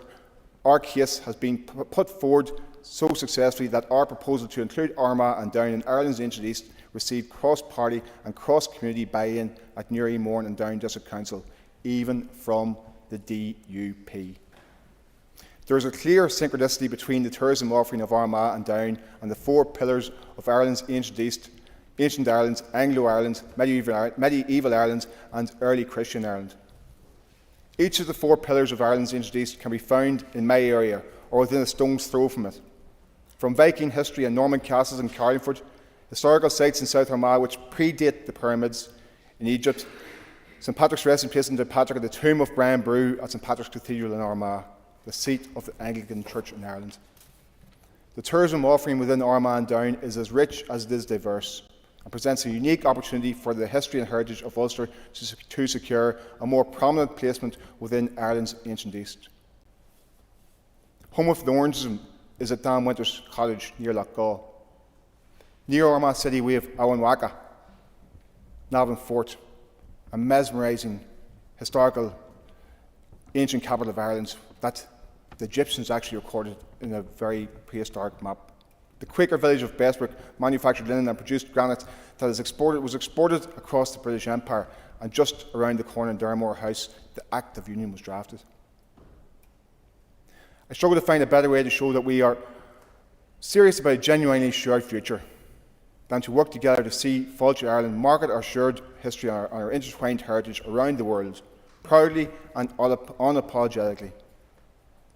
We have an opportunity through this motion today to harness the power of our heritage and demonstrate that a rising tide really can lift all boats. I must also give an honourable mention to the Armagh Rhymers, who have been keeping Ireland's ancient Celtic traditions alive. I will never forget the day they walked into my primary school and mesmerised every one of us with their rhyming. In his maiden speech to the House of Commons over 40 years ago, Seamus Mallon quite rightly pointed to the fact that our history belongs to us all, simply by the virtue of the fact that there are sites in South Armagh alone which predate Britain in Ireland, the Vikings in Ireland, and even the Celts in Ireland. It is on this basis that I commend today's motion to the House in the strongest possible terms. Counties Armagh and Down are very definitely a part of Ireland's ancient East. It is time that we made that official so that we can reap the very clear dividend for the communities we all serve. Thank you. I now wish to call the Minister for the Economy, Conor Murphy, and Minister just to advise you that you have 10 minutes to respond. I welcome the opportunity to speak in the debate and thank the members for their contributions to it. Tourism provides employment for 70,000 people here, with 70% of these outside of Belfast. And this highlights the importance and the potential of tourism to the local economy, with places to see and visit in communities right across the north. Its strong sub-regional presence means that tourism already has a sustainable basis for people across the north, wherever they live, to have the opportunity to earn a living in their neighbourhoods. And for this reason, it is a key sector in delivering regional balance, one of my key priorities. Tourism also has the capacity to contribute to good jobs by providing employment opportunities for all, to productivity by embracing new and emerging technologies both within the sector itself and to attract people here, and to decarbonisation, because tourists are thinking about the green issues when selecting their destinations, and Tourism NI already works closely with business operators to embed sustainability into how they deliver their business. Tourism was identified as an area of cooperation under the Good Friday Agreement, recognising the potential for the growth of the sector on an all-island basis. And that is why Tourism Ireland was established, tasked with promoting Ireland as a destination for visitors from right across the globe. As Economy Minister, I will fund Tourism Ireland properly so it has the resources to attract more people here. If we want the North to be part of a traveller's full Irish experience, then it needs to be promoted in this way too. In discussions with Minister Martin, the Tourism Minister in the South, I outlined the clear potential that exists from extending Fáilte Ireland's regional brands into the North. The Wild Atlantic Way already stretches 2,500 kilometres from the old head of Kinsale in County Cork to the Inishowen Peninsula in Donegal, a driving route showcasing visitor attractions along Ireland's rugged west coast. The coastline that embodies the spirit of the Wild Atlantic Way, shaped by the ocean, doesn't stop at Lough Foyle. It continues from Derry past Benone Beach and Musselton Temple, and from then on to Dunluce Castle via the Giant's Causeway and beyond to Dunseverick Castle in Ballintoy. This already has been recognised, with Ireland's three agencies, Tourism Ireland, Tourism Northern Ireland and Fáilte Ireland, already working collaboratively together to bring together experiences for visitors on the Wild Atlantic Way and the Causeway coastal route. This shared island initiative, worth almost €8 million, will identify key discovery points along both existing routes. It is bringing the routes closer together through new signage and will provide a small capital grant scheme for tourism experiences. It will be backed up by a destination marketing plan along the routes, together with the aim of achieving longer visitor stays and greater economic benefits in the North West and across the North Coast. It places Derry as the destination city, and it opens up the opportunity of incorporating the Causeway coastal route into the northern section of the Wild Atlantic Way. This project reinforces the belief of Ministers North and South as to the untapped benefits of all-island tourism and the opportunity it provides to create good jobs in local communities. In that context, discussions are continuing on extending the Wild Atlantic Way branding into the north. One of the amendments suggested including Ireland's hidden heartlands, which I agree with. Fáilte Ireland's hidden heartlands focuses on the nature-based experiences of waterways and walking trails stretching from North Cork up to Cavan and Leitrim. The peace and tranquility of this landscape follows the winding trail of the River Shannon up to the Culca Lakelands Geopark. The Fermanagh Lakelands share these characteristics, and there is a natural fit for Ireland's hidden heartlands to be extended further. There already is considerable collaboration between Cavan County Council and Fermanagh and Omagh District Council on tourism development. The extension of Ireland's Hidden Heartland brand will only build upon this good work, providing even more opportunities for sustainable economic growth in the North West. And the third of Fáilte Ireland's regional brands is Ireland's Ancient East. Starting at the southeastern coast with Waterford and Wexford and extending northwards, it brings life to the culture, heritage and history of the region, drawing on Irish mythology and Viking and Norman histories of the area. It would take little imagination for the likes of Navan Fort, the Mournes and Strangford to be incorporated into this brand experience, along with the areas associated with St Patrick, Mackall, Downpatrick and Armagh. Linkages already exist in this area for tourists to explore, with the recent announcement of Shared Island Fund for the Narrow Water Bridge bringing together Louth and the Mournes. I have agreed to meet with Newry, Mourne and Down District Council to hear from them how parts of Armagh and Down might be included in Ireland's Ancient East. The benefits that these regional brand opportunities can deliver is recognised within communities. My proposals have been developed following extensive engagement with councils and tourism operators on the ground. I have already been told clearly and repeatedly that there is a real appetite for these brand experiences to be extended north, and I welcome the view of all parties in the Chamber today in support of that. People are rightly excited about the possibilities these will provide to encourage visitors to come here more often and to stay with us for longer. Those on the ground are best placed to guide and deliver the needs of the industry, and that's why I'm establishing a Tourism Partnership Board, delivering strategic actions for the sector by the sector.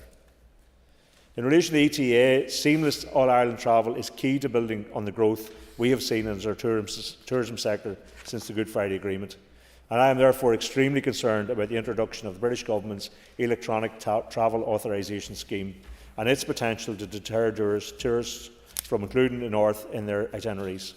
I see it as a real risk to the huge growth potential for tourism here, and this view is shared by the industry, and I welcome in particular the representations that the Tourism Alliance have made. In 2019, international visitors who would require an ETA if it's introduced contributed $220 million to the local economy, and this could be impacted on by the introduction of the ETA scheme. Bureaucracy and cost involved may deter many visitors who would arrive in the south from travelling north. Given that 70% of overseas holidaymakers come from the south, this poses a very serious threat. These concerns are shared across the benches in this chamber, and I am pleased to hear that, and it's consistently raised as one of the single biggest concerns of the tourism industry. For that reason, I wrote to the British Minister for Legal Migration and the Border in April, seeking an urgent meeting to raise my concerns and to find solutions that would protect our tourism industry. I have had no response to that letter, and I intend to write again, seeking an urgent meeting with the new British Home Office Minister following the general election. In addition, given that the concerns about the ETA are shared across the political spectrum, my preference would be for an agreed executive position to be communicated to the British Home Office. I therefore intend to bring forward a paper to the executive to seek its agreement to the First and Deputy First Minister, also writing to the new British Home Secretary after the general election. Just turning to a number of points that were raised over the course of the debate, and there were many consistent views, particularly in relation to the electronic travel authorisation issue. There were a few broadcasts from various parts of the country for tourism in their own sector, and I don't disagree with any of those. But in relation to the amendment in particular, I find myself concurring with the view of the Leader of the Opposition that I do think there is no difficulty in terms of having national and international brands and those complementing local brands as well. I think that is the experience. People will know various advertisements if you are considering going internationally, but within those there are subsectors with their own particular brands, and I don't see a challenge in terms of adopting those national brands and retaining localised brands, which when people come to an area then give them an additional experience and additional interest. My issue or my concern with the amendment it also, I think, is in line with that expressed by the Leader of the Opposition, in that as I think Doug Beattie referenced in his contribution, the best thing is to be rid of this. I don't think we should set short a position for the Executive. I would like to see the Executive, in a robust way, challenge the very existence of this. I get where the DUP, in terms of their amendment, are coming from, and I don't think we would necessarily divide this House in relation to it, but I would say that my proposition to the Executive will be to press for not for a limitation in the use, but for no use. The clear message that we're getting from industry is that anything which creates an additional hurdle or bureaucratic hurdle will be a deterrent to people coming north. So I think our best option, our first option, should be to get rid of the ETA itself. But as I say, I don't see any need to divide us all in relation to that. I think we have a fairly common approach. It's just a matter of nuance in that when we get to the Executive, and hopefully the Executive will back that proposition and will go to the Home Office on that basis, from not only from myself but from First and Deputy First as well. The chair of the Economy Committee did raise questions in relation to the Tourism Partnership Board, and we have, as he has alluded to, we have put the Partnership Board together to enable cross-departmental engagement on relevant issues. The membership will be drawn from relevant departments as well as representatives from the tourism sector, the hospitality industry and local government, and once finalised, letters of invitation will issue. It's my intention to provide the board with a draft action plan. However, the final document will be co-designed by board membership, and I'm happy to share with him and the committee terms of reference and any other further information and update they wish in relation to that. Time's up, Minister. Did you ask if I... No, it was me. I'm just saying your time's up. Oh, I beg your pardon. I was in full flow. Just in conclusion, Pre-Last Concorda, I support the motion and the amendment, and I have no wish to oppose other amendments, but I make the position that we need to take a very strong and robust position in relation to the ETA. Thank you. So I call Philip McGuigan to wind on amendment number 2, and just to advise you, Philip, you have 3 minutes. 3 minutes, right. Gurmilgad, Pre-Last Concorda. I think obviously the first thing to say from a Sinn Féin MLA point of view is that there's a rational, common sense argument to be made that policy integration across all areas of government on this island will improve outcomes for the citizens of Ireland that we are elected to represent. In terms of this motion, now I know I've only got 3 minutes, recapping what everybody said, by and large there is broad support with regard to the motion, and different people have different emphasis. There's obviously agreement on support for our tourism sector, and that we need to work together on the island to do that. There's certainly agreement from all the speakers that we need to work to remove any barriers that would hinder this, and the ETA being a clear example of that. As the Minister said and others said, there's perhaps a different emphasis, but I accept what the Minister has said in terms of the amendment and a working way forward, where he hopes to get agreement from the Executive to have an agreed position. So, as I say, there's broad agreement from all the parties, slightly different emphasis on some of this stuff, how closely we should work together. And then obviously everybody who spoke clearly identified and pointed out the many places and attractions and offerings that we have here in the north that bring tourists here, and people pointed out some other complexities that we need to work on. Obviously Sinn Féin, from our point of view, we want to build a more inclusive and sustainable economy here for all, and we want to work with others to make that happen. Tourism, despite its challenges, is bouncing back after the pandemic, and we need to build upon it. The Minister talked about the fact that 70% of jobs within the tourism and hospitality sector are located outside of Belfast. So, it is a sector that does bring regional balance, and we need to ensure that is built upon. Maximising our tourist potential and therefore benefiting the many tourism and hospitality businesses and those who are employed within the sector and the communities that benefit from visiting tourists will only reach its full potential, in my view, working on an all-island basis. In particular, Sinn Féin's tourism spokesperson, I, like others have said, have mentioned and raised the compelling case for expanding Fáilte Ireland's successful tourism marketing strategies, such as the Wild Atlantic Way, Ireland's ancient East and as our amendment has called for, the hidden heartlands. And to the north, tourist experiences and how they're marketed are fundamentally important to the attractiveness of any destination. And as others have said, we can do two things at once. That the Causeway coastal route where I live can benefit whilst maintaining its unique identity, but within the Causeway Coast or within the Wild Atlantic Way. I had a lot more to say pre-last Can Collier, but my time's up, so happy to support. Thank you, Philip. And I call second Philip Brett to wind on amendment number 1 and also to advise you 3 minutes, Philip. Madam Principal Deputy Speaker, and I think the collegiality that dominates our Economy Committee has now transcended into this chamber, which is good to see. And with that, can I welcome the leader of the Ulster Unionist Party onto our committee. In summing up, a number of important contributions made by members. Ms Murphy and Mr McMurray spoke eloquently of the tourism offering that their constituencies have to offer and need for them to be included. Mr McNulty also gave a helicopter view, pardon the pun, in relation to the great tourism offering in his constituency, and I will meet him for some apple pie at with Hilda at Dan Winter's cottage.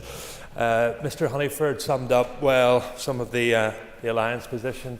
He said not a lot of nice words, but not what actually they stood for, so I'm not quite sure what the Alliance are voting for, which motion or amendment, but he eloquently, in his own words, outlined the offering that Lagan Valley has and Alliance's commitment to that.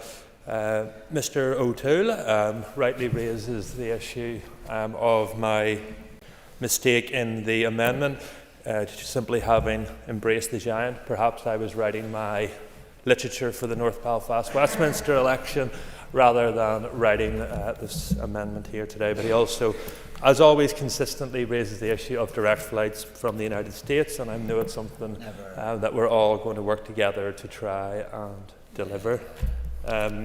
Mr Beattie, the leader of the Ulster Unionist Party, rightly highlights the commitment within the command paper in relation to pre-clearance and the need of us to work in terms of VAT and supporting our hospitality sector.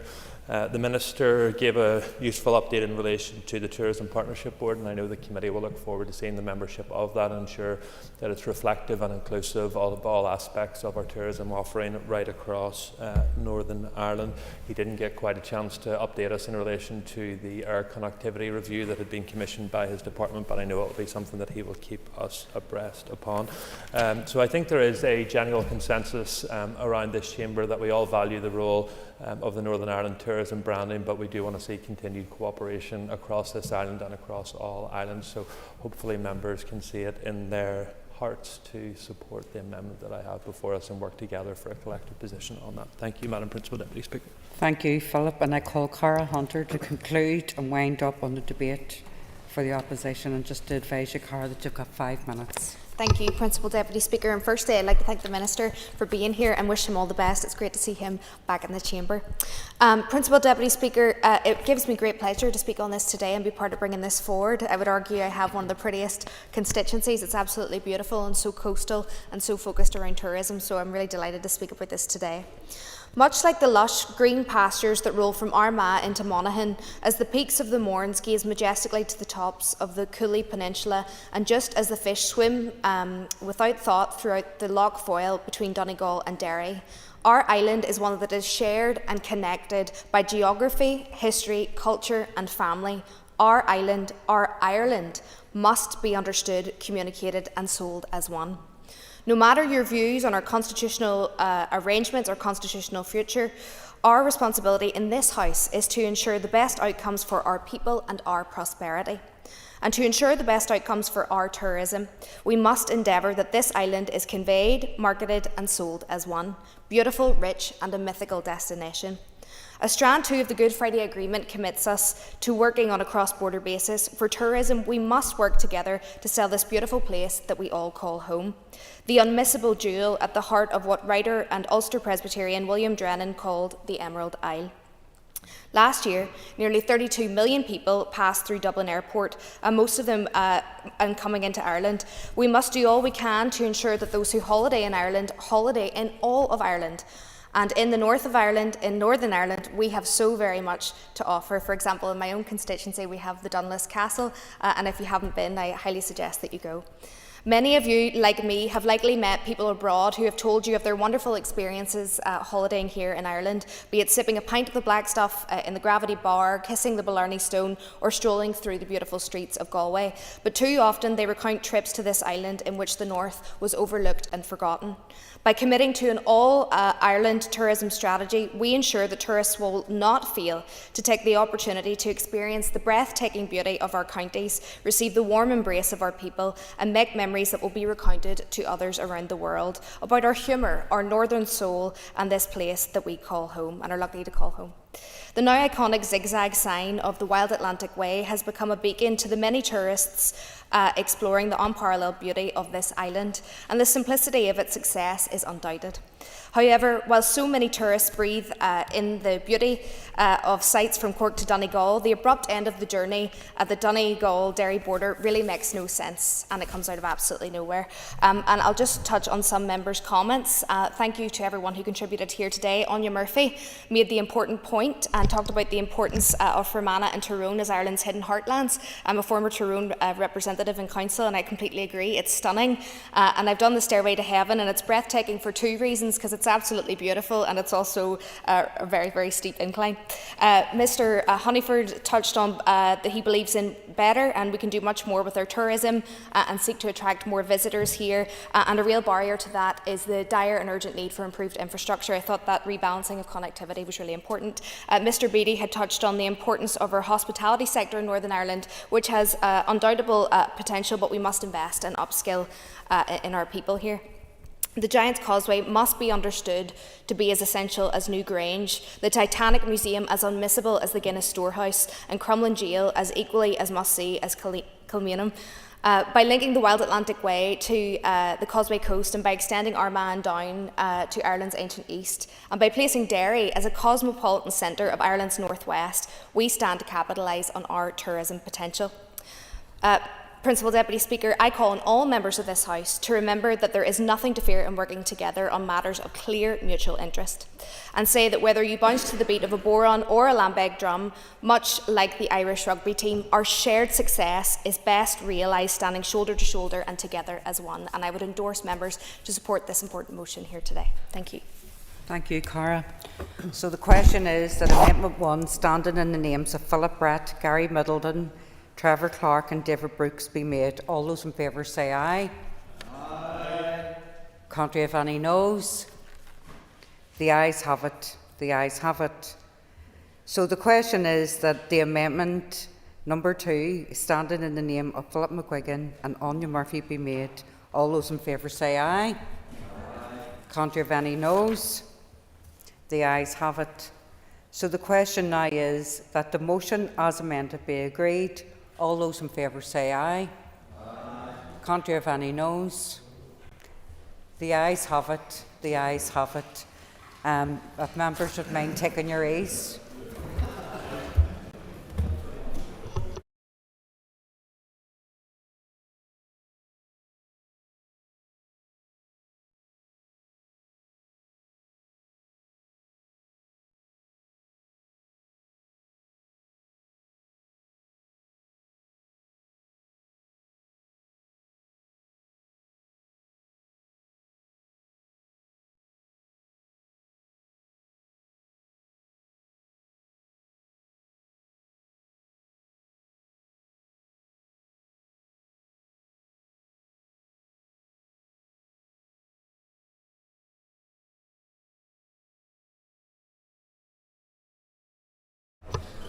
Okay, members, order.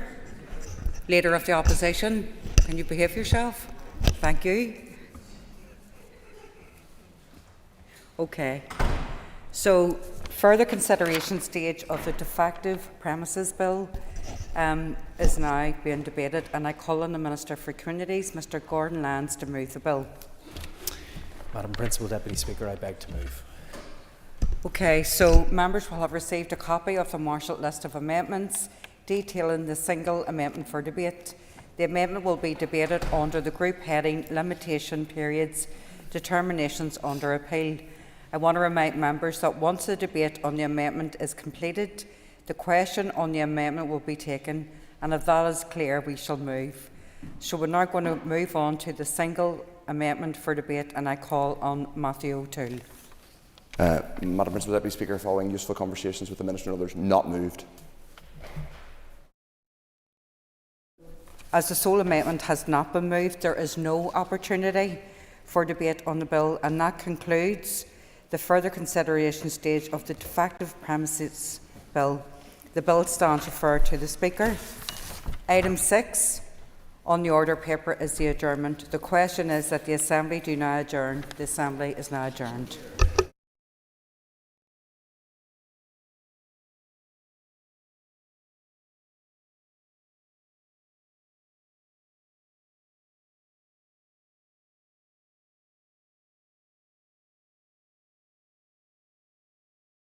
Assembly Chamber. Sound.